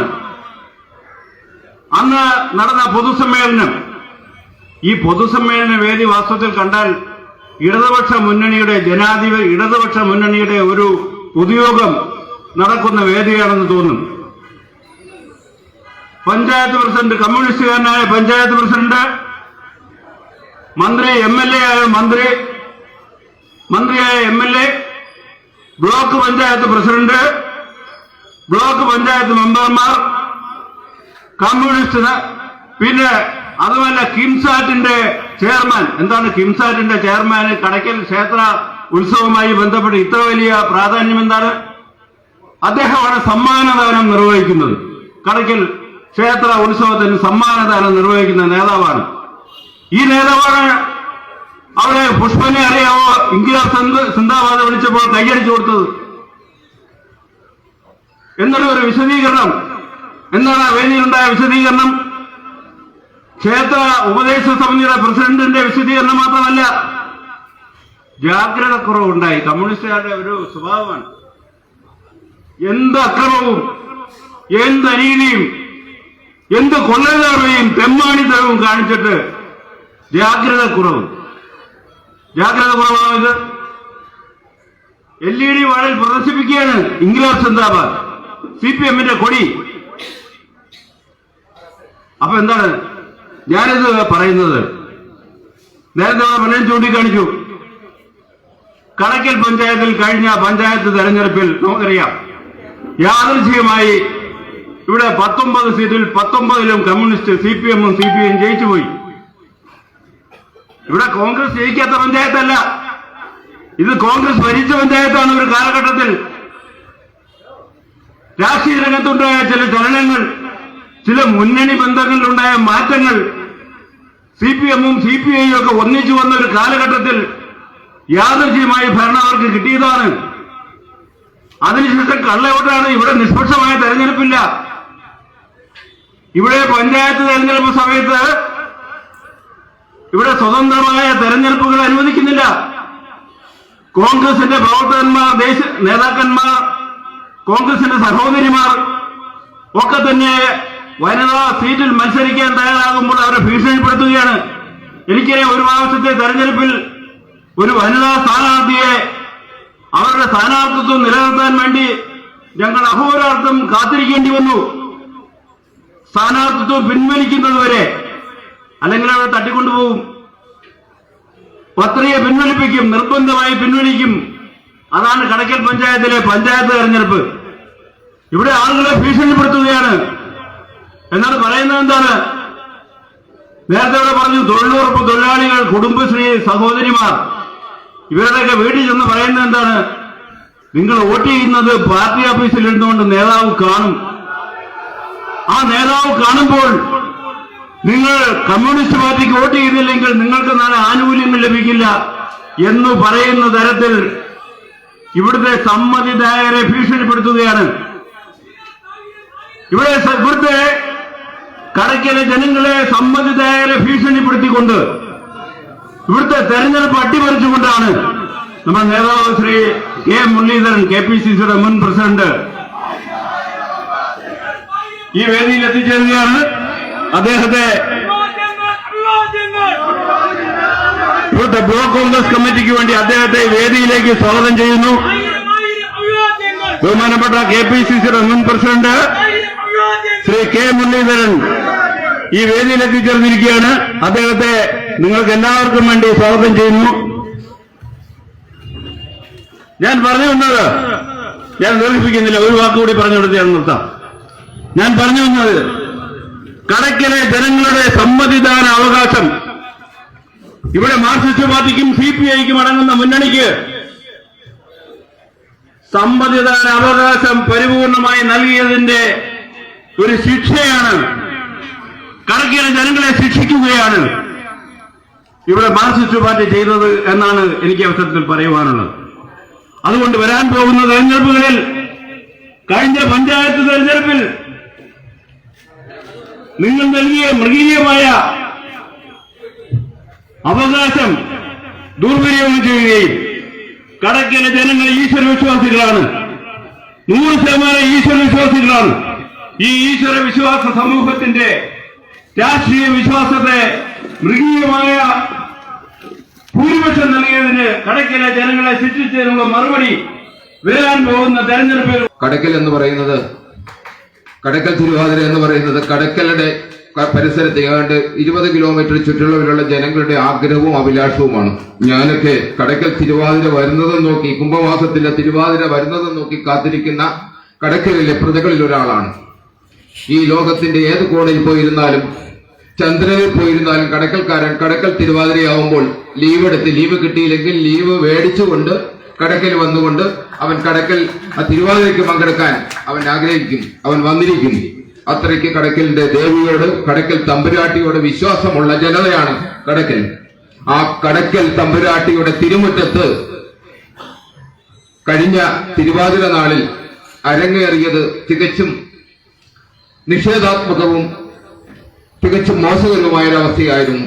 അലോച്ചി എന്ന് പറയുന്ന ഒരു ഗായകന്റെ ഗാനമേള അവതരിപ്പിച്ചുകൊണ്ട് ഇടതുപക്ഷത്തിന്റെ ഒരു വ്യവസായി സംഘടനയുടെ നേതൃത്വത്തില് ഇവിടുത്തെ ഇടതുപക്ഷത്തിന്റെ നേതാക്കളെ മുന്നിൽ അണിനിരത്തിക്കൊണ്ട് കടയ്ക്കൽ തമ്പുരാട്ടിയുടെ തിരുമുറ്റത്ത് ഡിവൈഎഫ്ഐയുടെയും CPM-ന്റെയും SFIയുടെയും കൊടിതോരണങ്ങൾ ഡിജിറ്റൽ ഡിസ്പ്ലേ നടത്തിക്കൊണ്ട് ഇൻകുലാബ് സിന്ദാബാദും പുഷ്പനെ അറിയാവുന്ന കടയ്ക്കൽ തമ്പുരാട്ടിക്ക് പുഷ്പനെ അറിയിച്ചു കൊടുത്തിട്ടേ കാര്യമുള്ളൂ എന്ന് ചിന്തിച്ചു കൊടുക്കുന്ന ഇടതുപക്ഷ പ്രസ്ഥാനം, അതൊക്കെയാണ് ഇവിടെ കടയ്ക്കൽ നടന്നത്. കടയ്ക്കൽ തമ്പുരാട്ടി എന്ന് പറയുന്നത് എന്റെയും എന്റെ ജനതയുടെയും ഈ കൂടിയിരിക്കുന്ന ഓരോ ജനതയുടെയും ഹൃദയത്തില്, നെഞ്ചില് ഏറ്റുന്ന നമ്മുടെ വിശ്വാസമാണ്. ഏതൊരു ഘട്ടത്തിലും, ഏതൊരു വിഷമഘട്ടത്തിലും നമ്മൾ ആദ്യം വിളിക്കുന്ന പേര് കടയ്ക്കൽ തമ്പുരാട്ടിയുടേതാണ്. അത് ഏത് മതേതര പ്രസ്ഥാനത്തിലുള്ളവരായാലും, ഏത് ഇവിടുത്തെ ഹിന്ദുവും ക്രിസ്ത്യാനിയും മുസ്ലിമും എല്ലാവരും കടയ്ക്കൽ തമ്പുരാട്ടി ഒരുപോലെ വിശ്വസിക്കുന്നു. അതാണ് കടയ്ക്കലിന്റെ വികാരം, കടയ്ക്കലിന്റെ വിചാരം. ആ വികാരത്തിനും വിചാരത്തിനും ആണിക്കല്ലടിച്ചുകൊണ്ടാണ് ഇവിടുത്തെ ഇടതുപക്ഷ പ്രസ്ഥാനം CPM-ന്റെ നേതൃത്വത്തിലൂടെ അരങ്ങേറിയിട്ടുള്ളത്. അതിന്റെ നമ്മളെ ഒന്ന് ചെറിയൊരു ഭീഷണിപ്പെടുത്തലായി കഴിഞ്ഞ ദിവസം എന്റെ ആൽത്തമോട് മണ്ഡലത്തിലെ കൊടിതോരണങ്ങൾ അവർ കത്തിച്ചു കളഞ്ഞു. 3 കൊടി കത്തിച്ചാൽ ഇന്ത്യൻ നാഷണൽ കോൺഗ്രസ് തകർന്നു പോകുമെന്ന് ഇവിടുത്തെ ഏതെങ്കിലും CPM-കാരൻ ധരിക്കുന്നുണ്ടെങ്കിൽ ഇത് തെറ്റാണ്. അവിടെ കൊടിനാട്ടാൻ, ഇവിടെ കൊടികൾ പുറത്താൻ ഇന്ത്യൻ നാഷണൽ കോൺഗ്രസിന്റെ ചുണക്കുട്ടികൾ ഉണ്ട് എന്ന് എനിക്ക് ഊന്നി പറയാൻ ഇവിടെ കഴിയും. അതോടൊപ്പം തന്നെ കടയ്ക്കൽ താലൂക്ക് ആശുപത്രി ഈ സാർ നേരെ നോക്കി നിൽക്കുന്ന കടയ്ക്കൽ താലൂക്ക് ആശുപത്രിയാണ്. വർഷങ്ങളുടെ പഴക്കമുള്ള കടയ്ക്കൽ താലൂക്ക് ആശുപത്രി. എന്റെയൊക്കെ ചെറുപ്പത്തില് എന്റെയൊക്കെ നാട്ടുകാര് കടയ്ക്കൽ മാത്രമല്ല, ആയൂർ, ഇളമാട് തുടങ്ങി മടത്തറ, കുളത്തൂപ്പുഴ വരെയുള്ള പാവപ്പെട്ട ജനങ്ങളുടെ അത്താണിയാണ് ഈ താലൂക്ക് ആശുപത്രി. ഈ താലൂക്ക് ആശുപത്രിയിൽ വിദഗ്ധ ഡോക്ടർമാരുടെ സേവനം നിർത്തി CPM-ന്റെ നേതൃത്വത്തിലുള്ള ഇടതുപക്ഷ പ്രസ്ഥാനത്തിന്റെ നേതൃത്വത്തിൽ ഒരു സ്വകാര്യ ആശുപത്രി ഇവിടെ കൊണ്ടുവരുമ്പോൾ ഈ താലൂക്ക് ആശുപത്രിയെ തകർക്കാനുള്ള ശ്രമമാണ് ഇവിടെ നടത്തിക്കൊണ്ടിരിക്കുന്നത്. പാവപ്പെട്ടവന് 2 രൂപ കൊടുത്ത് OP ടിക്കറ്റ് എടുത്തുകൊണ്ട് അവന്റെ ചികിത്സ നേടാൻ ഇവിടെ വരണമെങ്കിൽ വന്നാൽ അവരുടെ ചികിത്സയില്ല, നേരെ പറഞ്ഞുവിടും. അവിടെ കുറെ സെക്യൂരിറ്റിക്കാരെ നിർത്തിയിട്ടുണ്ട്. അവർ വരുന്ന ആ രോഗികളോട് പറയും അടുത്ത് വേറൊരു ഹോസ്പിറ്റലുണ്ട്, അവിടേക്ക് ചെന്നാൽ മതി. അതോടൊപ്പം തന്നെ പൂച്ച കടിച്ചിട്ട് വന്നാൽ, എന്റെ തൊട്ടടുത്ത് വീട്ടിലെ ചേച്ചി കഴിഞ്ഞ ദിവസം ഇവിടെ പൂച്ച കടിച്ചിട്ട് നേരെ പറഞ്ഞു വിട്ടത് പാരിപ്പള്ളി മെഡിക്കൽ കോളേജിലേക്കാ. പിന്നെ എന്തിനാണ് ഈ താലൂക്ക് ആശുപത്രി? താലൂക്ക് ആശുപത്രിയെ തകർക്കുന്ന ഇടതുപക്ഷ പ്രസ്ഥാനത്തിന്റെ പ്രവർത്തനത്തിനെതിരെ നമ്മൾ പ്രതിരോധിക്കണം. അതോടൊപ്പം തന്നെ ഞാൻ കഴിഞ്ഞ ദിവസം ഒരു ദേശാഭിമാനി പത്രത്തിന്റെ ഒരു പേജ് എനിക്ക് ഇവിടുത്തെ ഒരു ഇടതുപക്ഷ പ്രസ്ഥാനക്കാരൻ എനിക്ക് അയച്ചു തന്നു. അതിനകത്ത് ഞാൻ കണ്ടത് ഇതാണ്. ബഡ് സ്കൂളിന് വേണ്ടിയിട്ട് 40.7 സെന്റ് സ്ഥലം 4.7 കോടി രൂപയ്ക്ക് വാങ്ങിയിരിക്കുന്നു. അതായത് 407 ലക്ഷം രൂപയ്ക്ക് വാങ്ങിയിരിക്കുന്നു. 40.7 ദേശാഭിമാനിയും എന്ന വാർത്തയാ. എന്ന് പറഞ്ഞാൽ ഒരു സെന്റിന് 10 ലക്ഷം രൂപയ്ക്ക് വാങ്ങിയിരിക്കുന്നു. ഈ കടയ്ക്കൽ ടൗണിൽ എവിടെയെങ്കിലും 10 ലക്ഷം രൂപയ്ക്ക് സ്ഥലം ഉണ്ടോ എന്നുള്ളത് എനിക്ക് സംശയമാണ്. കാരണം അവർ വാങ്ങിയിരിക്കുന്നത് ഇവിടെ തൊട്ട് കാര്യത്തപ്പുറത്ത് വരയറ എന്നൊരു പറയുന്ന സ്ഥലത്താണ് 40.7 സെന്റ് സ്ഥലം വാങ്ങിയിരിക്കുന്നത്. ഞാൻ അന്വേഷിച്ചതിൽ അറിയാൻ കഴിഞ്ഞത് ഈ 40.7 സെന്റിന് 10 ലക്ഷം രൂപയ്ക്ക് വാങ്ങിയെന്ന് പറയുന്നത് ഇവിടെ എന്താ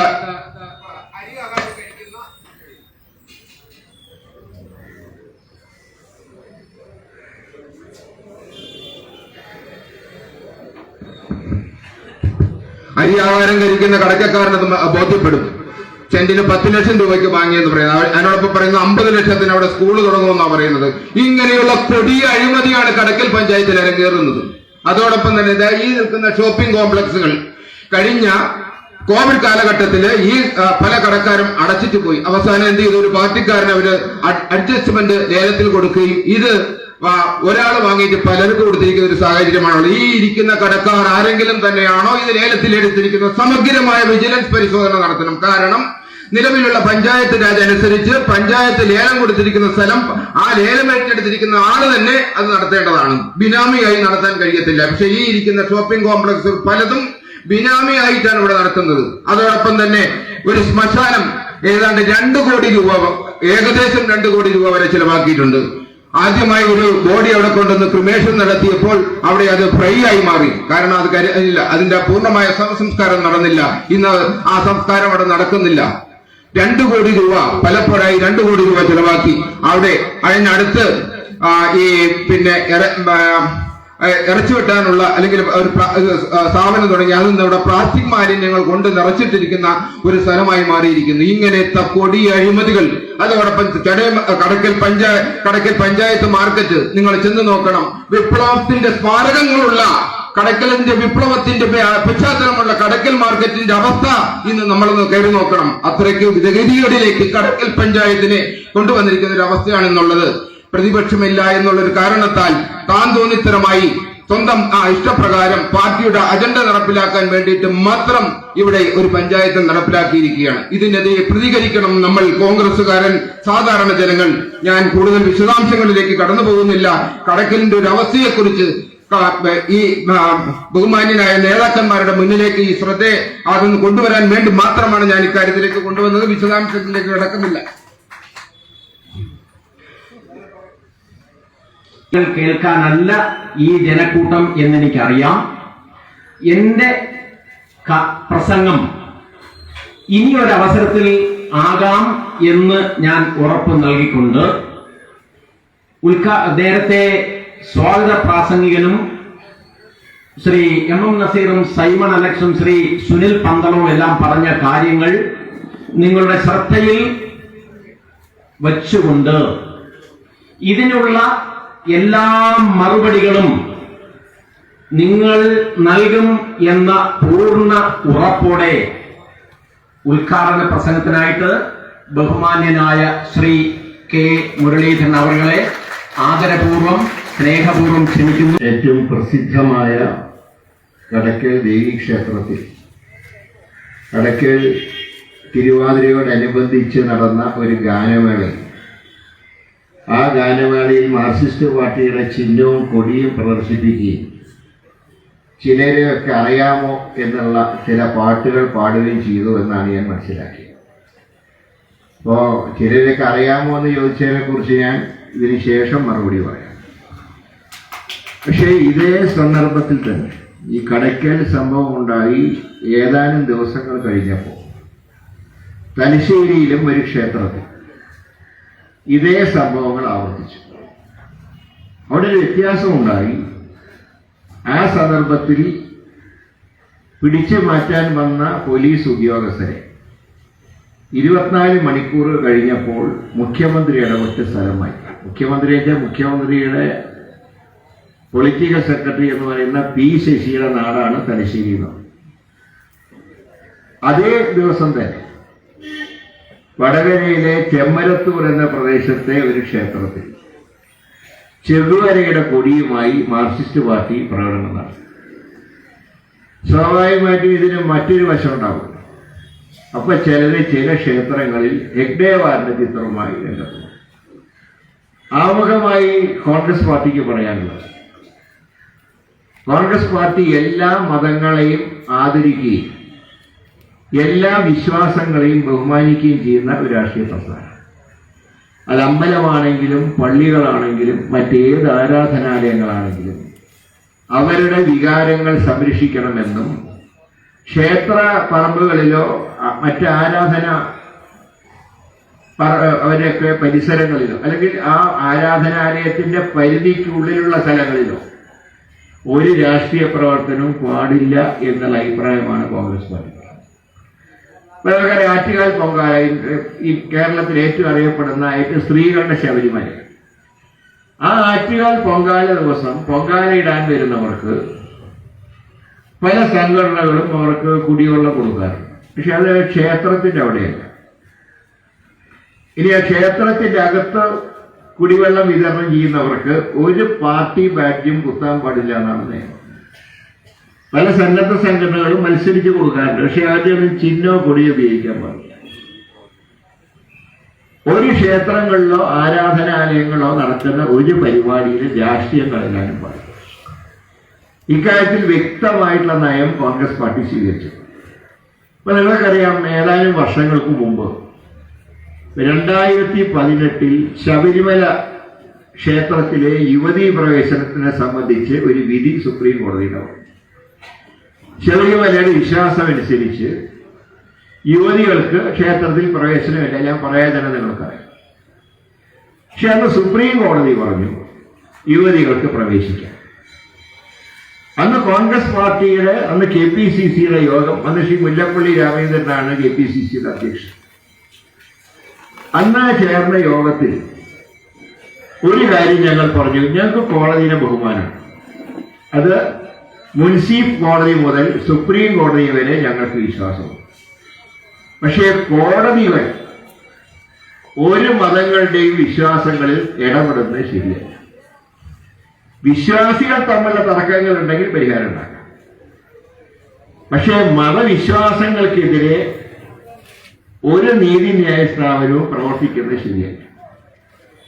എന്നാൽ അന്ന് പിണറായി സർക്കാർ എന്താ അനുവർത്തിച്ചതായി, ഇവിടെ ക്ഷേത്രങ്ങളെ രാഷ്ട്രീയവൽക്കരിക്കാൻ ശ്രമിക്കുമ്പോൾ ക്ഷേത്ര വിശ്വാസങ്ങൾക്കെതിരെ പ്രവർത്തിച്ച പാരമ്പര്യവും പിണറായി സർക്കാരിനുണ്ട്, മാർക്സിസ്റ്റ് പാർട്ടിക്കുണ്ട്. അതായത് ശബരിമല ഇവിടെ പറയാനുള്ളത്. അങ്ങനെ ശബരിമലയിലെ യുവതീ പ്രവേശനത്തിന്റെ കാര്യം വന്നത് കോൺഗ്രസും UDFും ചർച്ച ചെയ്തുകൊണ്ട് ഒരു കാര്യം പറഞ്ഞു, ഈ കാര്യത്തിൽ സുപ്രീം കോടതി പുനഃപരിശോധന നടത്തും. അങ്ങനെ പുനഃപരിശോധന കഴിയുന്നത് വരെ നിലവിലുള്ള ആചാരങ്ങൾ തുടരണം. പക്ഷെ മുഖ്യമന്ത്രി അതിൽ വാശിയെടുത്തു. അതിൽ നവോത്ഥാനത്തിന്റെ കുറെ ചരിത്രമൊക്കെ പറഞ്ഞു. അദ്ദേഹം പറഞ്ഞ ചില നിയമങ്ങൾ മാറ്റിയേ പറ്റൂ. ഞങ്ങൾ പറഞ്ഞ അന്ധവിശ്വാസങ്ങളെയും ഇതുമായിട്ട് കൂട്ടിക്കുഴക്കരുത്. ഞാൻ ഒരു ഉദാഹരണം പറഞ്ഞാൽ, ഈ നമ്മുടെയൊക്കെ പുരാണങ്ങൾ പറയുന്ന പല കാര്യങ്ങളും അതൊക്കെ വിശ്വാസങ്ങളുടെ ഭാഗമായിട്ടുണ്ട്. എന്നാൽ അതിനെ ചിലര് ദുർവ്യാഖ്യാനം ചെയ്യാം. ഇപ്പൊ സനാതന ധർമ്മത്തിന് ഒരു കുഴപ്പമില്ല. അതൊക്കെ നമ്മുടെ ഭാരതത്തിന്റെ ഒരു സ്വത്താണ് സനാതന ധർമ്മം. അത് ഏതെങ്കിലും പാർട്ടിക്ക് നമ്മൾ വിട്ടുകൊടുത്തിട്ടില്ല. ആ സനാതന ധർമ്മത്തിൽ പറയുന്നത് വേദങ്ങളും ഉപനിഷത്തുക്കളും ആര് അഭ്യസിക്കുന്നുവോ, ആരത് പഠിക്കുന്നുവോ, അങ്ങനെയുള്ള വ്യക്തികൾക്ക് ബ്രാഹ്മണ്യം കൈവരും. ബ്രാഹ്മണനായി ജനിക്കണമെന്നൊന്നുമില്ല. ബ്രാഹ്മണ്യം കൈവരുകയും അവർക്ക് ക്ഷേത്രങ്ങളിൽ പൂജകൾ ചെയ്യാൻ അവകാശങ്ങൾ വരെ ഉണ്ടെന്നാണ് സനാതന ധർമ്മത്തിൽ പറയുന്നത്. പക്ഷേ കേരളത്തിൽ എന്ത് ചെയ്തു? ബ്രാഹ്മണൻ മാത്രമേ പൂജ ചെയ്യാവൂ എന്ന് പറഞ്ഞപ്പോഴാണ് അത് അന്ധവിശ്വാസമായിട്ട് മാറും. മറ്റേത് വേദങ്ങളും ഉപനിഷത്തുക്കളും അഭ്യസിക്കുന്ന ആരും ഏത് സമുദായമാണെങ്കിലും അവർക്ക് പൂജ ചെയ്യാനുള്ള ബ്രാഹ്മണ്യം കൈവരും. എന്നാൽ ബ്രാഹ്മണനായിട്ട് ജനിച്ച് ഇതൊന്നും പഠിക്കാതെ ഒരിക്കലും ബ്രാഹ്മണ്യത്തിന് ചേരാത്ത പ്രവൃത്തികൾ ആര് ചെയ്യുന്നുവോ അവൻ നീചനാണ് എന്നും സനാതന ധർമ്മത്തിൽ പറയും. അപ്പോ സനാതന ധർമ്മത്തിനെ ചാതുർവർണ്ണയത്തിലേക്ക് മാറ്റിയപ്പോഴാണ് അതിന് അന്ധവിശ്വാസം എന്ന് പറഞ്ഞത്. അല്ലാതെ മറ്റേ സനാതന ധർമ്മത്തിന് കുഴപ്പമൊന്നുണ്ടായില്ല. ഈ ശബരിമലയിലെ വിശ്വാസം എന്ന് പറഞ്ഞാൽ 10നും 50 വയസ്സിനും പ്രായമുള്ള യുവതികൾ ആ ക്ഷേത്രത്തിൽ പ്രവേശിക്കാൻ പാടില്ല. കാരണം അവിടെയുള്ള അയ്യപ്പന്റെ പ്രതിഷ്ഠ നൈഷ്ഠിക ബ്രഹ്മചര്യമുള്ള പ്രതിഷ്ഠ. നൈഷ്ഠിക ബ്രഹ്മചാരികളെ സാധാരണ യുവതികൾ സന്ദർശിക്കാൻ പാടില്ല. അതുകൊണ്ടാണ് ശബരിമല അയ്യപ്പന്റെ പ്രതിഷ്ഠ വേറെ എല്ലാ സ്ഥലത്തും ഉണ്ടല്ലോ. അച്ചൻകോവിലൊക്കെ ഉണ്ടല്ലോ പ്രതിഷ്ഠ. അവിടെയൊക്കെ എല്ലാവർക്കും സ്ത്രീകൾക്ക് കയറാലോ, യുവതികൾക്ക് എല്ലാ പ്രായത്തിലുള്ളവർക്ക് കയറാലോ. ഇവിടെ മുഖ്യമന്ത്രി പറഞ്ഞു ഇത് അന്ധവിശ്വാസത്തിന്റെ ഭാഗമാണ്. അന്ധവിശ്വാസമല്ല. ഒരു കാര്യം മനസ്സിലാക്കേണ്ടത്, 10നും 50നും വയസ്സ് പ്രായമുള്ള യുവതികൾ ഏത് മതമാണെങ്കിലും ഏത് സമുദായമാണെങ്കിലും കയറാൻ പാടില്ല. എന്നാൽ 10 വയസ്സിന് മുമ്പ് 50 വയസ്സിന് ശേഷം ഏത് സ്ത്രീകൾക്കും ശബരിമല ദർശനത്തിന് തടസ്സമില്ല. ബ്രാഹ്മണനാവട്ടെ മറ്റ് മതക്കാരാവട്ടെ തടസ്സമില്ല. ഇതൊക്കെ വ്യാഖ്യാനിച്ചുകൊണ്ടാണ് കോൺഗ്രസ് പറഞ്ഞത് അതുകൊണ്ട് സുപ്രീം കോടതി ഇതിൽ ഇടപെടുന്നത് ശരിയല്ല. പക്ഷേ മുഖ്യമന്ത്രി എന്ത് ചെയ്യുന്നു? നിങ്ങൾക്കറിയാം, 2019 ജനുവരി മാസം 2-ാം തീയതി ഒരു സ്ത്രീയെ പുരുഷവേഷം കെട്ടിച്ച് ശബരിമലയിൽ കയറ്റി. അങ്ങനെ കയറ്റിയപ്പോൾ അത് പ്രഖ്യാപിച്ചതാരാ? പ്രസ് കോൺഫറൻസ് വെച്ച് മുഖ്യമന്ത്രി പറഞ്ഞു, ഇതാ ഇതുവരെയുള്ള ആചാരങ്ങൾ ലംഘിക്കപ്പെട്ടിരിക്കുന്നു. അതിനെ തുടർന്ന് തന്ത്രി ക്ഷേത്രമടച്ചു, ശുദ്ധീകരണം നടത്തി. വീണ്ടും നട തുറന്നപ്പോ ശബരിമല തന്ത്രിമാരെ ഏറ്റവും അധികം മ്ലേച്ഛമായ രീതിയിൽ മുഖ്യമന്ത്രിയും അന്നത്തെ മന്ത്രിമാരും മത്സരിച്ച് ചീത്ത പറയുന്നു. അന്ന് വിശ്വാസങ്ങൾക്ക് പിന്തുണ പ്രഖ്യാപിച്ചുകൊണ്ട് KPCC നേതൃത്വത്തിൽ പദയാത്രകൾ നടത്തി. ഒരു പദയാത്ര നയിച്ചത് ഞാൻ. തിരുവനന്തപുരത്ത് പത്തനംതിട്ട വരെയുള്ള പദയാത്ര ഞാൻ നയിച്ചു. വേറെ പദയാത്ര ശ്രീ കൊടിക്കുന്നിൽ സുരേഷ് നയിച്ചു. വേറെ പദയാത്ര ശ്രീ തിരുവഞ്ചൂർ രാധാകൃഷ്ണൻ നയിച്ചു. ഇന്നത്തെ KPCC പ്രസിഡന്റ് സുധാകരന്റെ നേതൃത്വത്തിൽ ഒരു വാഹന പ്രചരണ ജാഥ, ഷാനിമോൾ ഉസ്മാന്റെ നേതൃത്വത്തിൽ വാഹന പ്രചരണ ജാഥ, അത് മലബാറിൽ നിന്ന് വന്നു. അന്ന് ഞാൻ ഓർക്കുന്നു, ഞാൻ ഈ പദയാത്ര നടത്തുമ്പോൾ മുഖ്യമന്ത്രി വിചാരിച്ചത് മറ്റെല്ലാ മതങ്ങളുടെയും പിന്തുണ മുഖ്യമന്ത്രിക്ക് കിട്ടുന്ന വിചാരിച്ചു. പക്ഷെ ഞാൻ ഓർക്കുന്നു, അന്ന് പദയാത്രയുമായി തിരുവനന്തപുരത്ത് നിന്ന് പത്തനംതിട്ടയിലൂടെ സഞ്ചരിച്ചപ്പോൾ അന്ന് നിലവേലായിരുന്നു ഞങ്ങളുടെ ഒരു ദിവസത്തെ സമാപനം. വിവിധ മതക്കാർ, പള്ളിയിലെ അച്ഛന്മാരും അതുപോലെ തന്നെ പള്ളികളുടെ ഇമാമാരൊക്കെ ഉൾപ്പെടെ റോഡിന്റെ ഇരുവശങ്ങളിൽ നിന്ന് ഞങ്ങളുടെ ജാതിയെ വരവേറ്റി. അവർ പറഞ്ഞു, ഇത് നിങ്ങളുടെ മാത്രം പ്രശ്നമല്ല. ഇന്ന് ശബരിമലയിലാണ് സർക്കാർ കൈവയ്ക്കുന്നതെങ്കിൽ നാളെ ഞങ്ങളുടെ പള്ളികളിലും കൈവയ്ക്കും. അതുകൊണ്ട് ഇത് മുളയിലെ നുറണം എന്ന് പറഞ്ഞ് കേരളത്തിലെ മുഴുവൻ മതങ്ങളിലെയും പെട്ടവർ ആ യാത്രയെ വരവേൽക്കുകയുണ്ടായി. അവസാനം സുപ്രീം കോടതി തൽക്കാലത്തേക്ക് അത് നടപ്പാക്കണ്ട എന്ന് തീരുമാനിച്ചു. ഒരുപക്ഷെ ചരിത്രത്തിൽ വളരെ ചുരുക്കമായിട്ട് ഇങ്ങനെയുള്ള കാര്യങ്ങൾ നടന്നിട്ട് ഒരു വിധി പ്രഖ്യാപിച്ച സുപ്രീം കോടതിക്ക് ഇത് ശരിയായില്ല എന്ന് തോന്നിയപ്പോൾ അത് തൽക്കാലത്തേക്ക് നിർത്തിവെച്ചു. ഈ അടുത്ത കാലത്ത് കേരള നിയമസഭയുടെ സ്പീക്കർ ശ്രീ ഷംസീർ അദ്ദേഹം ഒരു പൊതുചടങ്ങിൽ പറഞ്ഞു, അതായത് അദ്ദേഹം സ്പീക്കർ ആയതുകൊണ്ട് CPM-ന്റെ പരിപാടിയിൽ പങ്കെടുക്കാൻ പാടില്ലല്ലോ കീഴ്വഴക്കനുസരിച്ച്. അദ്ദേഹം പറഞ്ഞു, ഗണപതി ഒരു മിഥ്യയാണ്, ഇങ്ങനെ രൂപം തന്നെയില്ല. വിശ്വാസികളെ മുഴുവൻ അപഹസിക്കുന്ന രീതിയിൽ പറഞ്ഞപ്പോ അതിനെതിരെയും കോൺഗ്രസ് പാർട്ടി പ്രതികരിച്ചിട്ടുണ്ട്. ഈ അടുത്ത ദിവസങ്ങളിൽ പാർലമെന്റ് അവരുടെ ഭൂരിപക്ഷം ഉപയോഗിച്ച് പാസാക്കിയ വഖഫ് ബില്ല് എന്തുകൊണ്ടാണ് കോൺഗ്രസ് എതിർക്കാൻ കാരണം? അത് ഏതെങ്കിലും മതങ്ങളുടെ പ്രീണനമല്ല, ആ മതങ്ങളുടെ അവകാശത്തിൽ ഗവൺമെന്റ് കൈവച്ചപ്പോൾ. വഖഫ് ബോർഡിൽ മുസ്ലിങ്ങളല്ലാത്തവരെയും പ്രവേശിപ്പിക്കാമോ? അതിനെയാണ് കോൺഗ്രസ് ചോദ്യം ചെയ്യുന്നത്. കാരണം ദേവസ്വം ബോർഡുകളിൽ അവിടെയുള്ള ഉദ്യോഗസ്ഥന്മാര് ഹിന്ദു മതത്തിൽപ്പെട്ടവർ മാത്രമാണ്. കാരണം ദേവസ്വം ബോർഡ് എന്ന് പറയുന്നത് ഹിന്ദു മതത്തിന്റെ സ്വത്ത് കൈകാര്യം ചെയ്യുന്ന സ്ഥാപനമാണ്. വഖഫിന് ദേവസ്വം ബോർഡിലേക്ക് ഇലക്ഷൻ നടക്കും. നിയമസഭയിൽ ഒരംഗത്തിന് ഹിന്ദു MLA-മാരാണ് തിരഞ്ഞെടുക്കുന്നത്, 2 അംഗങ്ങളെ ഹിന്ദു മന്ത്രിമാരാണ് തിരഞ്ഞെടുക്കുന്നത്.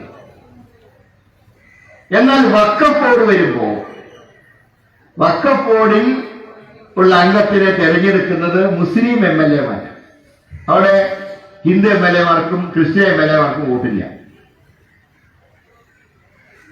അതുപോലെ തന്നെ മുസ്ലിം മന്ത്രിമാരാണ് വഖഫ് ബോർഡിലെ. ഇതാണ് കോൺഗ്രസിന്റെ നയം. അതോടൊപ്പം തന്നെ ക്ഷേത്രങ്ങളിലോ പള്ളികളിലോ ഉള്ള അവരുടെ സ്ഥലങ്ങളിൽ യാതൊരു രീതിയിലുള്ള രാഷ്ട്രീയ പ്രവർത്തനവും നടത്താൻ പാടില്ല. നമ്മൾ എന്തിനാണ് RSSന്റെ റൂട്ട് മാർച്ച് അമ്പലത്തിന്റെ അകത്ത് നിരോധിക്കണം എന്ന് പറഞ്ഞെന്തിനാ? ക്ഷേത്ര പറമ്പിൽ എന്തുകൊണ്ട് RSS റൂട്ട് മാർച്ച് നിരോധിക്കണം? കാരണം അമ്പലം പ്രാർത്ഥിക്കണം. ഇപ്പൊ നിങ്ങള് കടയ്ക്കൽ ദേവി ക്ഷേത്രത്തിൽ പോകുന്നത് പുഷ്പനെ കുറിച്ച് പഠിക്കാനാണോ, അതോ ദേവിയെ തൊഴുവാൻ? അവിടെ തൊഴുതുകൊണ്ടിരിക്കുമ്പോ ഇംഗിരാവ് സിന്ദാബാദ് എന്നുള്ള പാട്ട് പുറത്തു കേട്ടാൽ നമുക്ക് ദേവിയെ മര്യാദയ്ക്ക് പ്രാർത്ഥിക്കാൻ കഴിയും. അതുപോലെ തന്നെ നിസ്കരിക്കുന്ന ഒരു ഇസ്ലാം മതവിശ്വാസിക്ക് പുറത്ത് ഇതുപോലെ വിപ്ലവ ഗാനങ്ങൾ കേട്ടാൽ നിസ്കരിക്കാൻ കഴിയും, അല്ലെങ്കിൽ സിനിമാ പാട്ട് കേട്ടാൽ നിസ്കരിക്കാൻ പറ്റും. അതുപോലെ ചർച്ചുകളിൽ കുർബാന സമയത്ത് വിപ്ലവ ഗാനങ്ങൾ കേൾക്കാൻ പറ്റുമോ? ഇവിടെ സംഭവിച്ചത് വിപ്ലവ ഗാനങ്ങൾ പാടുക, പിന്നെ ഒരു ചോദ്യം, പുഷ്പനെ അറിയാമോ? ഞാൻ തിരിച്ച് CPM-നോട് ചോദിക്കുകയാണ്, നിങ്ങൾക്കറിയോ പുഷ്പനെ? കാരണം പുഷ്പന്റെ രക്തസാക്ഷിത്വത്തിന് നേരെ കൈയോങ്ങിയത് മാർക്സിസ്റ്റ് പാർട്ടിയും പിണറായി വിജയനും. എന്തുകൊണ്ടാണ് 30 വർഷം പുഷ്പൻ ഒരേ കടപ്പിൽ കടക്കാൻ കാരണം? എന്തുകൊണ്ട് കൂത്തുപറമ്പിൽ 994 വെടിവെപ്പ് നടന്നു? എന്തുകൊണ്ട് ആ വെടിവെപ്പിൽ 5 പേർ മരണപ്പെട്ടു? അന്ന് എന്തിനാ DYFI സമരം നടത്തിയത്? ശ്രീ K. കരുണാകരന്റെ നേതൃത്വത്തിലുള്ള UDF സർക്കാർ സ്വാശ്രയ മേഖലകളിൽ വിദ്യാഭ്യാസ സ്ഥാപനങ്ങൾ അനുവദിച്ചതിനെതിരായി. സ്വാശ്രയ സ്ഥാപനങ്ങൾ എന്ന് പറയുമ്പോൾ പൂർണ്ണമായിട്ട് പ്രൈവറ്റ് അല്ല, സർക്കാരിന് പങ്കാളിത്തമുണ്ട്, എന്നാൽ സ്വകാര്യ പങ്കാളിത്തവും. അങ്ങനെ സ്വകാര്യ പങ്കാളിത്തത്തിനെതിരെ സമരം നടത്തിയതാണ് DYFI. പക്ഷെ അതും കൂത്തുപറമ്പ് വെടിവെപ്പുമായിട്ട് സത്യത്തിൽ ഒരു ബന്ധമില്ല കേട്ടോ. എന്താന്ന് ചോദിച്ചാൽ അന്ന് കാണുന്ന മന്ത്രിമാരൊക്കെ ഗോവാക്ക് വിളിക്കലുണ്ടായി. എന്നാൽ കൂത്തുപറമ്പിൽ ഒരു സഹകരണ ബാങ്ക് ഉദ്ഘാടനത്തിന് MV രാഘവൻ വന്ന വലിയ വകുപ്പ് മന്ത്രിയാണ്. അദ്ദേഹത്തിന്റെ നേരെ കരിങ്കൊടിയല്ല കാണിച്ചത്, അദ്ദേഹത്തെ നേരെ ബോംബെറിയാൻ പറ്റി. അങ്ങനെ വന്നപ്പോ രാഘവനെ സംരക്ഷിക്കേണ്ട ബാധ്യത പോലീസിനുണ്ട്. പോലീസിനെ വെടിവെക്കേണ്ടി വന്നു. വെടിവെപ്പിൽ 5 പേര് മരണപ്പെട്ടു. പുഷ്പൻ വെടിയേറ്റ് നിലത്ത് വീണു. 30 വർഷം കഴിഞ്ഞിട്ടാണ് പുഷ്പൻ മരണപ്പെടുന്നത്. ഞാൻ ചോദിക്കട്ടെ, സ്വാശ്രയ സ്ഥാപനത്തിനെതിരെ സമരം ചെയ്ത നിങ്ങൾ ഇന്ന് പൂർണ്ണമായും സ്വകാര്യ മേഖലയിൽ യൂണിവേഴ്സിറ്റികൾ ആരംഭിക്കാൻ പോവല്ലേ ഈ കേരളത്തിൽ? നിങ്ങൾക്ക് പുഷ്പന്റെ രക്തസാക്ഷിത്വത്തിനോട് നിങ്ങൾക്ക് വിധേയത്വമുണ്ടോ?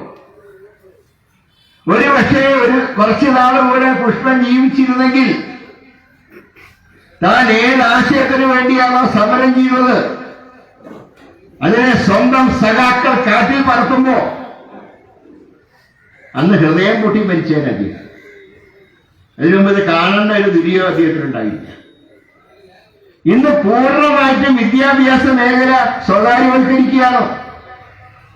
ഇനി പണമുള്ളവൻ പഠിച്ചാൽ മതിയെന്നാണ് പിണറായിയുടെ തീരുമാനം. K. കരുണാകരന്റെ കാലത്ത് സ്വാശ്രയ സ്ഥാപനങ്ങൾ കൊണ്ടുവരികയും AK ആന്റണി മുഖ്യമന്ത്രിയായിരുന്നപ്പോ സ്വകാര്യ മേഖലയിൽ എഞ്ചിനീയറിംഗ് കോളേജുകളും മെഡിക്കൽ കോളേജുകളും തുടങ്ങാൻ തീരുമാനിക്കുമ്പോൾ അന്ന് ഒരു നിബന്ധന വെച്ചിരുന്നു, 50% അഡ്മിഷൻ മെറിറ്റിൽ കൊടുക്കണം. അങ്ങനെയാണ് 2 സ്വകാര്യ സ്ഥാപനങ്ങൾ സമം ഒരു ഗവൺമെന്റ് സ്ഥാപനം എന്നുള്ള മുദ്രാവാക്യം. നിങ്ങൾ അതിനെതിരായിട്ട് സമരം ചെയ്യും. ഇങ്ങനെയൊക്കെ സമരം ചെയ്തവർ കേരളത്തിലെ പൊതു സർവകലാശാലകളെ നോക്കൂത്തികളാക്കുകയും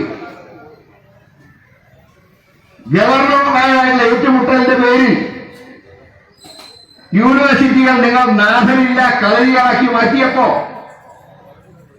പാവപ്പെട്ടവർക്ക് വേണ്ടത്ര വിദ്യാഭ്യാസം നൽകാനുള്ള സഹായം ഇന്ന് കേരളത്തിലുണ്ടോ? ഇത് നിങ്ങൾ സ്വകാര്യ യൂണിവേഴ്സിറ്റി കൊണ്ടുവന്നാൽ നിങ്ങൾ പറയുന്ന ഒരു നിയന്ത്രണവും ഇപ്പോഴത്തെ നിയമം അനുസരിച്ച് നിങ്ങൾക്ക് അവിടെ നടപ്പാക്കാൻ കഴിയില്ല. അവിടെ പിന്നാക്ക സമുദായത്തിന് സംവരണം ഉണ്ടാവില്ല, ദളിതർക്ക് സംവരണം ഉണ്ടാവില്ല. പകരം എല്ലാം മാനേജ്മെന്റ് നിശ്ചയിക്കുന്ന പോലെ കാര്യങ്ങൾ നടക്കും. മാർക്സിസ്റ്റ് പാർട്ടിക്ക് കുഴപ്പമില്ല, കമ്മീഷൻ കിട്ടിയാൽ മതി. ഇതാണ് കേരളത്തിന്റെ അവസ്ഥ. അപ്പൊ ഞാൻ പറയുന്നത്,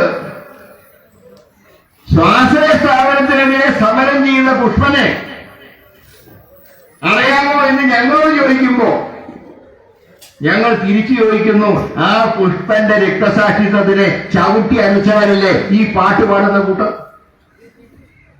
അതിന് കടയ്ക്കൽ അമ്മയുടെ സന്നിധാനം തന്നെ വേണോ ഇതൊക്കെ ചോദിക്കാൻ? അല്ലെങ്കിൽ കടയ്ക്കൽ അങ്ങാടിയില് പുതിയ വെച്ച് പാട്ട് പാടിയാ പോരെ? പിണറായി പങ്കെടുക്കുന്ന സദസ്സിൽ പാട്ട് പാടിക്കോട്ടെ. പുഷ്പനെ ആരാണെങ്കിൽ അറിയുമെന്ന് ചോദിച്ചോ? ഞങ്ങൾക്ക് നല്ലപോലെ അറിയാവുന്നതുകൊണ്ടാണ് ഞങ്ങൾ തിരിച്ചു വയ്ക്കുന്നത്. നിങ്ങൾക്ക് ഇപ്പോഴും മനസ്സിലായിട്ടോ എന്തുകൊണ്ടാണ് ഇങ്ങനെ തീരുമാനത്തിലേക്ക് CPM എത്തിച്ചത്? കഴിഞ്ഞ ലോക്സഭാ തെരഞ്ഞെടുപ്പിൽ 20-ൽ 19 പരാജയപ്പെട്ടപ്പോ എന്തുകൊണ്ട് പരാജയപ്പെട്ടു എന്ന ചർച്ച പാർട്ടിയിൽ വന്നപ്പോ അവർ പറഞ്ഞു 2 കാരണം കൊണ്ടാണ് തോറ്റുപോയത്. ഒന്ന്, കുറച്ച് ന്യൂനപക്ഷ പ്രീണനം കൂടിപ്പോയോ എന്ന് സംശയം. 2, പരമ്പരാഗതമായി കിട്ടിയ വോട്ടുകൾ പലതും നഷ്ടപ്പെട്ടോ സംശയം. അതിന് ഒരു മറുമരുന്ന് കണ്ടെന്താ അറിയോ? അമ്പലങ്ങളിലൊക്കെ ക്ഷേത്ര കമ്മിറ്റികളിൽ കയറിക്കൂടുക. ക്ഷേത്ര കമ്മിറ്റികളിൽ കയറിക്കൂടി പാർട്ടി ആശയങ്ങൾ ക്ഷേത്രങ്ങളിലൂടെ നടപ്പാക്കുക. അതിന്റെ പരീക്ഷണമാണ് കടയ്ക്കലും തലശ്ശേരിയിലും ചെമ്മരത്തൂരൊക്കെ മാർക്സിസ്റ്റ് പാർട്ടി നടക്കും. ഇവിടെ ഒരു ഉപദേശ സമിതി ഉണ്ടായിരുന്നല്ലോ. ആരാണ് ഉപദേശ സമിതിനെ വെച്ച്? ദേവസ്വം ബോർഡ്. ദേവസ്വം ബോർഡ് ആരാ നയിക്കുന്നത്? CPM. ഇവിടെ കടയ്ക്കൽ എന്ന് പറയുമ്പോൾ ചടയമംഗലം നിയോജകമണ്ഡലമാണല്ലോ. ഇവിടുത്തെ MLA പറഞ്ഞിരുന്ന കാര്യമില്ല, അവരൊക്കെ ഡെയിലി വേജസുകാരാണ്. ഇടതു മുന്നണിയിൽ മാർക്സിസ്റ്റ് യജമാനൻ കൽപ്പിക്കുന്നു, ആശ്രിതന്മാർ അനുസരിക്കും. പിന്നെ ഇടയ്ക്കിടയ്ക്ക് CPI-കാരൻ പറയും ഇപ്പൊ ശരിയാക്കി തരാമോ? ഒരു ശരിയാക്കില്ല. മുമ്പ് ഒരാളിങ്ങനെ കസാലയിൽ ഇരിക്കുക, എന്നിട്ട് അയാൾ അവിടെ ഇരുന്ന് പറഞ്ഞു, ഞാൻ ഇവിടെ നിന്ന് അങ്ങോട്ട് എഴുന്നേറ്റാണ്ടല്ലോ ഒരൊറ്റ ചവിട്ടിന് എന്നെ വീഴ്ത്തുന്നു പറഞ്ഞു. ആൾക്കാർ അടുത്ത് നോക്കിയപ്പോൾ ഇയാൾക്ക് 2 കാര്യമുണ്ട്. ഏതാണ്ട് അതുപോലെയാണ് ഇപ്പൊ CPI-കാരുടെ സ്ഥിതി. ഞങ്ങൾ ഇങ്ങോട്ട് ഇറങ്ങിയാണ്ടല്ലോ നിന്നൊക്കെ ചവിട്ടി എന്നെ ഓടിക്കുന്ന അറിയാം. എവിടെ കാല് വേണ്ടേ എഴുന്നേറ്റ് നിൽക്കാൻ? കഴിഞ്ഞ ഇടതുപക്ഷത്തിന്റെ യോഗം MN സ്മാരകത്തിൽ വെക്കാന്ന് പറഞ്ഞു. അങ്ങനെ MN സ്മാരകത്തിൽ വെക്കാന്ന് പറഞ്ഞപ്പോ ഈ സ്വകാര്യവൽക്കരണത്തിനൊക്കെതിരായി ഒരു നിലപാട് സ്വീകരിക്കും LDF എന്നുള്ള ധാരണ പലർക്കും ഉണ്ടായിരുന്നു. പക്ഷേ മുഖ്യമന്ത്രി അവരുടെ കയറിയിട്ട് പറഞ്ഞു, ഇതൊന്നും നടപ്പുള്ള കാര്യമൊന്നുമല്ല, നമ്മൾ എന്ത് തീരുമാനിക്കുന്നു അത് നടത്തിയില്ല. MN സെന്റർ തിരഞ്ഞെടുത്തപ്പോഴേ ഞാൻ പറഞ്ഞു, ഇവർക്ക് അടി കൊടുക്കാൻ അവരെ സെന്ററിൽ പോയിട്ട് അടി കൊടുക്കാൻ നോക്കുക. അതേപോലെ സംഭവിച്ചു. അപ്പൊ അങ്ങനെ സ്വന്തം പാർട്ടിയുടെ നയങ്ങൾ അടിച്ചേൽപ്പിക്കാൻ ശ്രമിക്കുമ്പോൾ ഞാൻ ഒറ്റ കാര്യം പറഞ്ഞ, അടുത്ത തെരഞ്ഞെടുപ്പിൽ ഉള്ള സീറ്റും കൂടെ പോകുന്ന കോളാണ് നിങ്ങൾക്കൂടെ ഉണ്ടാവുക. കാരണം ജനത്തിനെ വെല്ലുവിളിക്കാൻ നോക്കിയാൽ ശക്തമായി ജനം പ്രതികരിക്കുമെന്ന് കഴിഞ്ഞ ലോക്സഭയിൽ കണ്ടല്ലോ. ഇത്രയൊക്കെ ഇവിടെ വിശ്വാസം പറയുന്ന കൂട്ടര് ഇപ്പൊ ചെയ്ത പല കാര്യങ്ങളുണ്ട്. ഒരു ഭാഗത്ത് ഞങ്ങൾക്ക് ഇതിനെ കടന്നു കയറുന്നു പറയും, BJP-ക്കെതിരെ വളരെ കസർത്ത് നടത്തുന്നു. ഇതാ ഈ മെയ് മാസം 6-ാം തീയതി തൃശ്ശൂർ ആദാനി എന്നല്ലേ ഈ വർക്ക് പൂർത്തിയാക്കി. നിങ്ങൾക്ക് വേറെ ആരെങ്കിലും വെച്ചോ? പിണറായി പറയാണ്, ഞങ്ങൾ വന്നില്ലായിരുന്നെങ്കിൽ ഇതൊക്കെ നടക്കുമോ? ഞാൻ പറയുന്നു, നിങ്ങൾ വന്നില്ലായിരുന്നെങ്കിൽ ഈ പദ്ധതി 2021 ഉദ്ഘാടനം ചെയ്ത ഇത് വേദിച്ച് നിർത്തിയതെന്നതാണ്. കാരണം ഇതിന്റെ ക്രെഡിറ്റ് ഉമ്മൻചാണ്ടിക്ക് പോകാതിരിക്കാൻ, UDF-ന് പോകാതിരിക്കാൻ മനപ്പൂർ 5 വർഷം വിളിച്ചു നീട്ടി. അതിന്റെ ഇടയ്ക്ക് അദാനിയായിട്ടുള്ള കച്ചവടം ഉറപ്പിച്ചു. അതിനുശേഷമാണ് വർക്ക് തുടങ്ങിയതും ഇപ്പൊ പൂർത്തിയാകും. ഒരു കാര്യം നമ്മൾ മനസ്സിലാക്കേണ്ടത്, ഇപ്പൊ വാസവൻ പറയുകയാണ് തറക്കല്ലിട്ടാൽ വർക്ക് തുടങ്ങും. എന്നാ വാസവനൊന്നും അറിയില്ല. നോക്കിയപ്പോ കല്യാണം ഡോക്ടർമാര് പരിശോധിച്ച പറഞ്ഞു ഉൽപാദനശേഷി കുറവാണ് കേട്ടോ, സന്തതി ഉണ്ടാവാൻ സാധ്യതയില്ല. അപ്പൊ ഇയാളിങ്ങനെ വന്ന് ആലോചിച്ചു. അപ്പോഴാണ് അടുത്ത വീട്ടിലെ കുട്ടീനെ കണ്ടത്. ഇവന്റെ തന്ത എവനാണ് എന്ന് പറയുന്നത് പോലെയല്ലേ ഉമ്മൻചാണ്ടി സർക്കാരിന്റെ കാലത്തെ വിഴിഞ്ഞം പദ്ധതി ഞങ്ങളുടെ ആണ്, ഒരു ഉളുപ്പും കൂടാതെ ഇവന്മാര് പറയുന്നത്. ഉൽപാദനശേഷി ഇല്ലാത്ത ആള് അയൽ വീട്ടിലെ കുട്ടിയാണ് തന്റെ കുട്ടി എന്ന് പറയുന്നത് പോലെ ഇത്രയും നാണം കെട്ട നിലപാടാണ് മുഖ്യമന്ത്രി സ്വീകരിച്ചത്. ഇതിന്റെ ഉദ്ഘാടന ചടങ്ങിൽ പ്രതിപക്ഷ നേതാവിനെ ക്ഷണിച്ചിട്ടില്ല. ഇന്നൊരു ക്ഷണക്കത്ത് അയച്ചിട്ടുണ്ട്. പക്ഷേ ആ ക്ഷണക്കത്ത് കൊണ്ട് പ്രതിപക്ഷ നേതാവിന് സ്റ്റേജിൽ പോകാൻ കഴിയില്ല. ഇതിനൊരു പ്രോട്ടോകോൾ ഉണ്ട്. ദിവസങ്ങൾക്ക് മുമ്പ് കേരള ഗവൺമെന്റ് കേന്ദ്രത്തിൽ അറിയിക്കണം ആരെയൊക്കെയാണ് നിങ്ങൾ സ്റ്റേജിൽ ഇരുത്താൻ ഉദ്ദേശിക്കുന്നത്. നിങ്ങളുടെ ആ ലിസ്റ്റിൽ വി ഡി സതീശന്റെ പേരുണ്ടായിരുന്നില്ല. ഈ ലിസ്റ്റൊക്കെ പരിശോധിച്ച് ഒരു ടിക്ക് ചെയ്തിട്ട് ഒരു നിർദ്ദേശം വെച്ചു, നിങ്ങളുടെ ലിസ്റ്റിലില്ലാത്ത ഒരാളെ കൂടെ അവിടെ ഇരുത്തണം സ്റ്റേജിൽ. പ്രധാനമന്ത്രി വരുമ്പോ അതൊരു പഞ്ചായത്ത് മെമ്പർ പോലും അല്ലാത്ത ശ്രീ രാജീവ് ചന്ദ്രശേഖരന്റെ പേരാണ്. ജനങ്ങളാൽ തെരഞ്ഞെടുക്കപ്പെട്ട വി ഡി സതീശൻ സ്റ്റേജിന്റെ പുറത്ത് ജനങ്ങൾ കഴിഞ്ഞ തെരഞ്ഞെടുപ്പിൽ തള്ളിക്കളഞ്ഞ രാജീവ് ചന്ദ്രശേഖരൻ സ്റ്റേജിന്റെ മേലെ. ഞാൻ ചോദിക്കട്ടെ, ഇവിടെ നാണം കെട്ട് മുഖ്യമന്ത്രി ബി ജെ പിക്ക് കീഴടങ്ങിയ ചിത്രമല്ലേ കാണാൻ കഴിയുന്നത്? എവിടെ പോയി ഇരട്ട ചങ്ക്? ഞാനൊക്കെ അന്നേ പറയാതെ ഇയാൾക്ക് സിംഗിൾ ചങ്ക് പോലുമില്ല. ബി ജെ പി വരയ്ക്കുന്ന വരയ്ക്ക് അപ്പുറം ചലിക്കാൻ നിവർത്തിയില്ല. ചലിച്ചാൽ സ്വന്തം മോള് ജയിലിലേക്ക് പോകും. എന്നിട്ട് ഇതിനെക്കുറിച്ചൊരു പരിശോധന നടത്താൻ, വിഴിഞ്ഞം തുറമുഖത്തിന്റെ ഉദ്ഘാടനത്തെ കുറിച്ച് ചർച്ച നടത്താൻ അതീവ സുരക്ഷ മേഖല, അങ്ങനെ പ്രൈം മിനിസ്റ്റർ വന്നു പോകുന്നവരെ അവിടെ ടൈറ്റ് സെക്യൂരിറ്റിയാണ്, അതിസുരക്ഷാ മേഖലയാണ്. അവിടെ മുഖ്യമന്ത്രിക്ക് പോവാം, സംസ്ഥാനത്തിന്റെ ഭരണത്തലവരെന്നുള്ള നിലയിൽ. പക്ഷെ ഭാര്യ, മകളുടെ കുട്ടി ഇവരൊക്കെ കൊണ്ടാണോ അതിസുരക്ഷാ മേഖലയിൽ പോകുന്നത്? അത് മകളെ കേസിൽ പ്രതിയായിട്ട് നിൽക്കുക. അതായത് ചെയ്യാത്ത സേവനത്തിന് കൈക്കൂലി വാങ്ങി എന്ന കേസിൽ SFIO എന്ന കുറ്റാന്വേഷണ സംഘടന പോലീസ് സ്ഥാനത്ത് നിർത്തിയിട്ടുള്ള മുഖ്യമന്ത്രിയുടെ മകളാണ് ഈ അതിസുരക്ഷാ മേഖലയിൽ പ്രവേശിച്ചത്. മന്ത്രി ശിവൻകുട്ടി പറയുകയാണ്, ഞങ്ങളുടെ വിഴിഞ്ഞം ഞങ്ങളുടെ കുട്ടിയായതുകൊണ്ട് മുഖ്യമന്ത്രിയുടെ എല്ലാ കുട്ടികളെയും ഞങ്ങൾ അവിടെ കയറ്റും. ഒന്ന് പ്രോട്ടോകോൾ ലംഘനം, രണ്ട് സെക്യൂരിറ്റി ലംഘനം. ഇത് രണ്ടുമല്ലേ മുഖ്യമന്ത്രി ചെയ്തു? അത്രയും ദാഷ്ട്യം. സമരം ചെയ്യുന്നവരെ പുച്ഛിക്കുക, ചീത്ത പറയുക. ഞാൻ ചോദിക്കട്ടെ, എത്ര ദിവസമായി ആശാ വർക്കർമാര് സമരം ചെയ്യുന്ന? 2 മാസം കഴിഞ്ഞില്ലേ? അവരെന്താ ചോദിച്ചത്? 7,000 രൂപ ഓണറേറിയം കൊണ്ട് ഞങ്ങൾക്ക് ജീവിക്കാൻ വയ്യ, 21,000 ആക്കി തരണം. ഒടുവിൽ പറഞ്ഞു ഒരു 3,000 കൂട്ടിത്തരണം. ആ കാറ്റും മഴയത്തും പൊരി വെയിലത്തും അവരവിടെ കിടക്കുമ്പോ അല്ല പന്തല് പോലും പൊളിച്ചു മാർക്സിസ്റ്റ് പാർട്ടിയുടെ നിർദ്ദേശപ്രകാരം പോലീസ് ചെയ്തിട്ട്. അതുപോലെ തന്നെയാണ് വനിതാ പോലീസ് റാങ്ക് ഹോൾഡേഴ്സ്. കഴിഞ്ഞ 19 കാലാവധി അവസാനിച്ചു. അതിൽ എത്ര ദിവസം സമരം ചെയ്തു? ഉപ്പ് നിലത്ത് വെതറി അതിലൂടെ മുട്ടുകുത്തി നടന്നു. അവരെയൊക്കെ മുട്ടുന്ന ചോര ഇങ്ങനെ പൊട്ടി ഒലിക്കുക. കരഞ്ഞു ആ കുട്ടികൾ. തിരിഞ്ഞു നോക്കിയോ മുഖ്യമന്ത്രി? സമരങ്ങൾ അപമാനിച്ചില്ലേ? അവസാനം ഒരു 3,000 രൂപയെങ്കിലും കൂട്ടണം എന്ന് പറഞ്ഞ ആശാ വർക്കർമാരോട് പറയാണ്, ഒരു കാശ് പോലും ഞാൻ കൂട്ടിത്തരില്ല, ഞങ്ങൾ 1,000 7,000 ആക്കിയവരാ. മുഖ്യമന്ത്രിക്ക് അറിഞ്ഞുകൂടെ? കൊച്ചു കേന്ദ്രഭരണ പ്രദേശമായുള്ള പുതുച്ചേരിയിൽ 10,000 രൂപയാണ് കൊടുക്കുന്നത് ആശാ വർക്കർമാർക്ക് ഓണറിന്. നിങ്ങളിവിടെ PSC ചെയർമാന് 2,60,000 രൂപ ശമ്പളം 3,80,000 കൊടുത്തു. PSC അംഗങ്ങൾക്ക് നിങ്ങൾ 3,50,000 രൂപ ശമ്പളം വർദ്ധിപ്പിച്ചു. സ്വന്തക്കാർക്ക് വാരിക്കോരി കൊടുക്കുന്നു. നിങ്ങളുടെ പ്രിൻസിപ്പൽ സെക്രട്ടറി അല്ലേ KM എബ്രഹാം? ഇയാളല്ലേ കിഫ്ബിയുടെ ചെയർമാൻ, റിട്ടയർഡ് ചീഫ് സെക്രട്ടറി അല്ലേ? ഇപ്പതാ വരവിൽ കവിഞ്ഞ സ്വത്ത് സമ്പാദിച്ചതിന് കേസ് നടക്കുകയാണ്.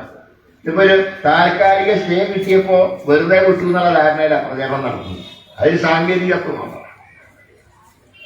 മുഖ്യമന്ത്രിയുടെ ഒന്നാം പിണറായി സർക്കാരിലെ പ്രിൻസിപ്പൽ സെക്രട്ടറി ശിവശങ്കരൻ ജയിലിൽ കടന്നില്ലേ? എത്ര കാലം? ഇപ്പോഴും കേസ് വിട്ടോ? ഇല്ല, ജാമ്യത്തിലാണ് നിൽക്കുന്നത്. രണ്ടാം പിണറായി സർക്കാരിന്റെ കാലത്ത് പ്രിൻസിപ്പൽ സെക്രട്ടറി KM എബ്രഹാം വരയിൽ കവിഞ്ഞ സ്വത്ത് സമ്പാദിച്ചതിന് വിചാരണ നേരിടുന്നു. ഞാൻ ചോദിക്കുന്നത്, മുഖ്യമന്ത്രിക്ക് ഒരു ധാർമ്മിക ഉത്തരവാദിത്വമില്ല? നിങ്ങൾ മുമ്പ് 77 പിണറായി വിജയൻ നിയമസഭയിൽ അംഗമായിരുന്നപ്പോ കോടതിയുടെ ഒരു പരാമർശത്തിന്റെ പേരിൽ K കരുണാകരന്റെ രാജി ആവശ്യപ്പെട്ട ആളല്ലേ? അന്ന് ഞാൻ ചോദിക്കട്ടെ, രാജൻ എന്ന യുവാവിനെ കാണാതായപ്പോ അന്ന് K കരുണാകരൻ നിയമസഭയിൽ പറഞ്ഞൊരു പ്രസ്താവനയാണല്ലോ ഹൈക്കോടതി കോട്ട് ചെയ്ത്. മുഖ്യമന്ത്രി പറഞ്ഞ്, എനിക്ക് ലഭ്യമായ റിപ്പോർട്ട് അനുസരിച്ച്, പോലീസ് റിപ്പോർട്ട് അനുസരിച്ച് അങ്ങനെ ഒരാളെ കസ്റ്റഡിയിൽ എടുത്തിട്ടില്ല. ഇത് നിയമസഭയിലാണ് പറഞ്ഞത്. അതേക്കുറിച്ചാണ് ഹൈക്കോടതി പറഞ്ഞത് അത് ശരിയല്ല, ഞങ്ങൾക്ക് ലഭ്യമായ തെളിവനുസരിച്ച് അങ്ങനെ ഒരാൾ പോലീസ് കസ്റ്റഡിയിൽ എടുക്കപ്പെട്ടു. അടുത്ത സിറ്റിംഗിൽ അയാളെ ഹാജരാക്കണം, അല്ലെങ്കിൽ എന്തുകൊണ്ട് ഹാജരാക്കാൻ കഴിഞ്ഞില്ല എന്ന് ഞങ്ങളെ ബോധ്യപ്പെടുത്തണം. താൻ നിയമസഭയിൽ പറഞ്ഞൊരു പരാമർശം ശരിയല്ല എന്നൊരു വാക്ക് വന്നപ്പോഴാണ് ധാർമ്മിക ഉത്തരവാദിത്വം ഏറ്റെടുത്ത് K കരുണാകരൻ രാജിവെച്ചത്. ഇവിടെ ഒന്നാം പ്രിൻസിപ്പൽ സെക്രട്ടറിയെ കോടതി പ്രതിയാക്കി, രണ്ടാം പ്രിൻസിപ്പൽ സെക്രട്ടറി പ്രതി, ചെയ്യാത്ത സേവനത്തിന് മകളെ കൈക്കൂലി വാങ്ങിയ കേസിൽ പ്രതി, എന്നിട്ടും ഒരു ഉളുപ്പുമില്ലാതെ മുഖ്യമന്ത്രി നടക്കുക. ഒരു കാര്യം ഞാൻ പറയുന്നുള്ളൂ, സ്ത്രീ ശാപത്തിൽ സാമ്രാജ്യങ്ങൾ വരെ തകർന്നടിഞ്ഞ ചരിത്രമുണ്ട്. അത് പിണറായി മനസ്സിലാക്കണം. പാഞ്ചാലിയുടെ ശാപമാണ് കൗരവവംശത്തിന്റെ സർവനാശം സംഭവിച്ചത്. 101 മക്കളിൽ നഷ്ടപ്പെട്ട ഖാന്താരിയുടെ ശാപത്തിൽ നിന്ന് ഭഗവാന്റെ അവതാരമായിട്ട് ശ്രീകൃഷ്ണന് പോലും രക്ഷപ്പെടാൻ കഴിഞ്ഞിട്ടില്ല. ഇതൊക്കെ ഒന്ന് വായിച്ചു നോക്കുന്നതല്ലാണ്. ഇപ്പൊ പുരാണത്തിലും ദൈവത്തിലും വിശ്വാസമില്ലെങ്കിലും ചില കാര്യങ്ങളൊക്കെ വന്ന് വായിച്ചു നോക്കുന്നത് മുഖ്യമന്ത്രിക്ക് നല്ലതാണ്. ഇതിപ്പോ ആരുടെയൊക്കെ കണ്ണീരാണ്? ആശാ വർക്കർമാരുടെ കണ്ണീര്, ക്ഷേമ പെൻഷൻ കിട്ടാത്തവരുടെ കണ്ണീര്, വനിതാ റാങ്ക് ഹോൾഡേഴ്സിന്റെ ക്യാൻസറായി പോയ വനിതാ പോലീസ് റാങ്ക് ഹോൾഡേഴ്സിന്റെ ആ സ്ത്രീകളുടെ കണ്ണീര്, അവസാനം സ്വന്തം സഖാവായിട്ടുള്ള ശ്രീമതി ടീച്ചറുടെ കണ്ണീര്. കണ്ണീരിന്റെ ശൃംഖല ഇങ്ങനെ നീളുക. ആ ശ്രീമതി ടീച്ചർ വീണാ വിജയനെ ന്യായീകരിച്ചില്ല എന്നുള്ള ഒറ്റ കാരണം കൊണ്ട് അഖിലേന്ത്യാ മഹിളാ ഫെഡറേഷന്റെ പ്രസിഡന്റ് ആയിട്ട് പോലും 75 വയസ്സ് കഴിഞ്ഞു എന്ന് പറഞ്ഞ് സംസ്ഥാന സെക്രട്ടറിയിൽ നിന്ന് ഒഴിവാക്കി, സംസ്ഥാന കമ്മിറ്റിയിൽ നിന്ന് ഒഴിവാക്കി. കേന്ദ്രത്തിൽ പറഞ്ഞു ശരിയല്ല, മഹിളാ ഫെഡറേഷൻ ഓൾ ഇന്ത്യ പ്രസിഡന്റാണ്, ഇവർക്ക് എക്സംഷൻ കൊടുക്കുന്നു. എക്സംഷൻ കൊടുത്ത് കേന്ദ്ര കമ്മിറ്റിയിൽ വന്നു. CPM-ന്റെ ഭരണഘടന അനുസരിച്ച് അങ്ങനെ എക്സംഷൻ കിട്ടിയാൽ അവര് സ്വാഭാവികമായിട്ടും കേന്ദ്ര കമ്മിറ്റി അംഗമായി. ആ കേന്ദ്ര കമ്മിറ്റി അംഗത്തിന് സംസ്ഥാന കമ്മിറ്റിയിൽ പങ്കെടുക്കാം, സംസ്ഥാന സെക്രട്ടേറിയറ്റിൽ പങ്കെടുക്കാം. പക്ഷേ പിണറായി വിജയൻ പറഞ്ഞു, നിങ്ങൾക്ക് എക്സംഷൻ തന്നിരിക്കുക. അതെന്തിനാ? നിങ്ങൾ കേന്ദ്ര കോട്ടയിലാണ്, ഇവിടത്തേക്ക് വരണ്ട. നിങ്ങൾ ഡൽഹിയിൽ പോയി പ്രവർത്തിച്ചു. അപ്പൊ ശ്രീമതി ടീച്ചർ ചോദിച്ചു, കേരളം അല്ലാണ്ട് പുറത്ത് നമ്മുടെ പാർട്ടി ഉണ്ടോ? അപ്പൊ നമ്മുടെ MA ദേവി ഓൾ ഇന്ത്യ ജനറൽ സെക്രട്ടറി ആയപ്പോ എന്നോട് ചോദിച്ചു എന്താ അഭിപ്രായം? ഞാൻ അതായത് ആഭ്യന്തര കാര്യം. പക്ഷെ ഒരു വ്യത്യാസമുണ്ട്. EMS-ന് ശേഷം ആദ്യമായി ഒരു അഖിലേന്ത്യാ ജനറൽ സെക്രട്ടറിക്ക് സ്വന്തം ചിഹ്നത്തിൽ ജയിച്ചാലും തോറ്റാലും വോട്ട് ചെയ്യാനുള്ള ഭാഗ്യം. കാരാട്ട് വോട്ട് ചെയ്തിട്ടുണ്ടോ ഇന്ന് വരെ? അരിവാൾ ചുറ്റിയ നക്ഷത്രത്തിൽ. കാരണം അവിടെ നീ പാർട്ടിയില്ല. ഉള്ള ചൂലിനും കൈക്കോട്ടിലൊക്കെയല്ലേ വോട്ട് ചെയ്തിട്ട് അതുവരെ. യെച്ചൂരിക്ക് വോട്ട് ചെയ്യാൻ കഴിഞ്ഞോ? പക്ഷെ EMS-ന് ശേഷം ബേബിയുടെ വോട്ട് കേരളത്തിലായതുകൊണ്ട് അത്യാവശ്യം ചിഹ്നത്തിലൊക്കെ വോട്ട് ചെയ്യാം. ജയിച്ചോ തോൽക്കുന്നുള്ള വേറെ കാര്യം, വോട്ട് ചെയ്യാൻ. പക്ഷേ ഇവിടെ നമ്മൾ ഒരു കാര്യം ഓർക്കേണ്ടത്, ഇങ്ങനെ ആളുകളുടെ കണ്ണീര് വാങ്ങുകയും ജനങ്ങളെ ദ്രോഹിക്കുകയും ചെയ്യുമ്പോൾ ഈ അടുത്ത കാലത്ത് ഇതൊരു വലിയ ദ്രോഹമുണ്ട് മുഖ്യമന്ത്രി. ലോക കത്തോലിക്കരുടെ പരമാധികാരിയായ പോപ്പ് ഫ്രാൻസിസ് മാർപ്പാപ്പ മരിച്ചു കിടക്കുമ്പോൾ ലോകം മുഴുവൻ ദുഃഖാചരണം നടക്കുകയാണ്. അതോടൊപ്പം തന്നെ കാശ്മീരിൽ 26 നമ്മുടെ സഹോദരന്മാരെ തീവ്രവാദികൾ വെടിവെച്ചു കൊന്ന് അവരുടെ ബോഡി സംസ്കരിച്ചിട്ടില്ല.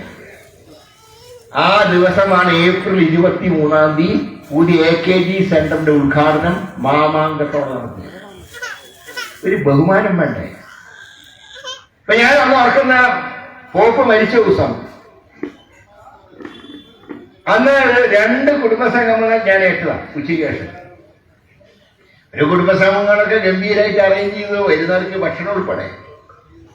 5 മണിക്കാണ് കുടുംബസംഗമം, 5ഉം 6 മണിക്കാണ് 2 കുടുംബസംഗമങ്ങൾ. 1 മണിക്കാണ് പോപ്പ് മരിച്ച വാർത്ത പുറത്തു വരുന്നത്.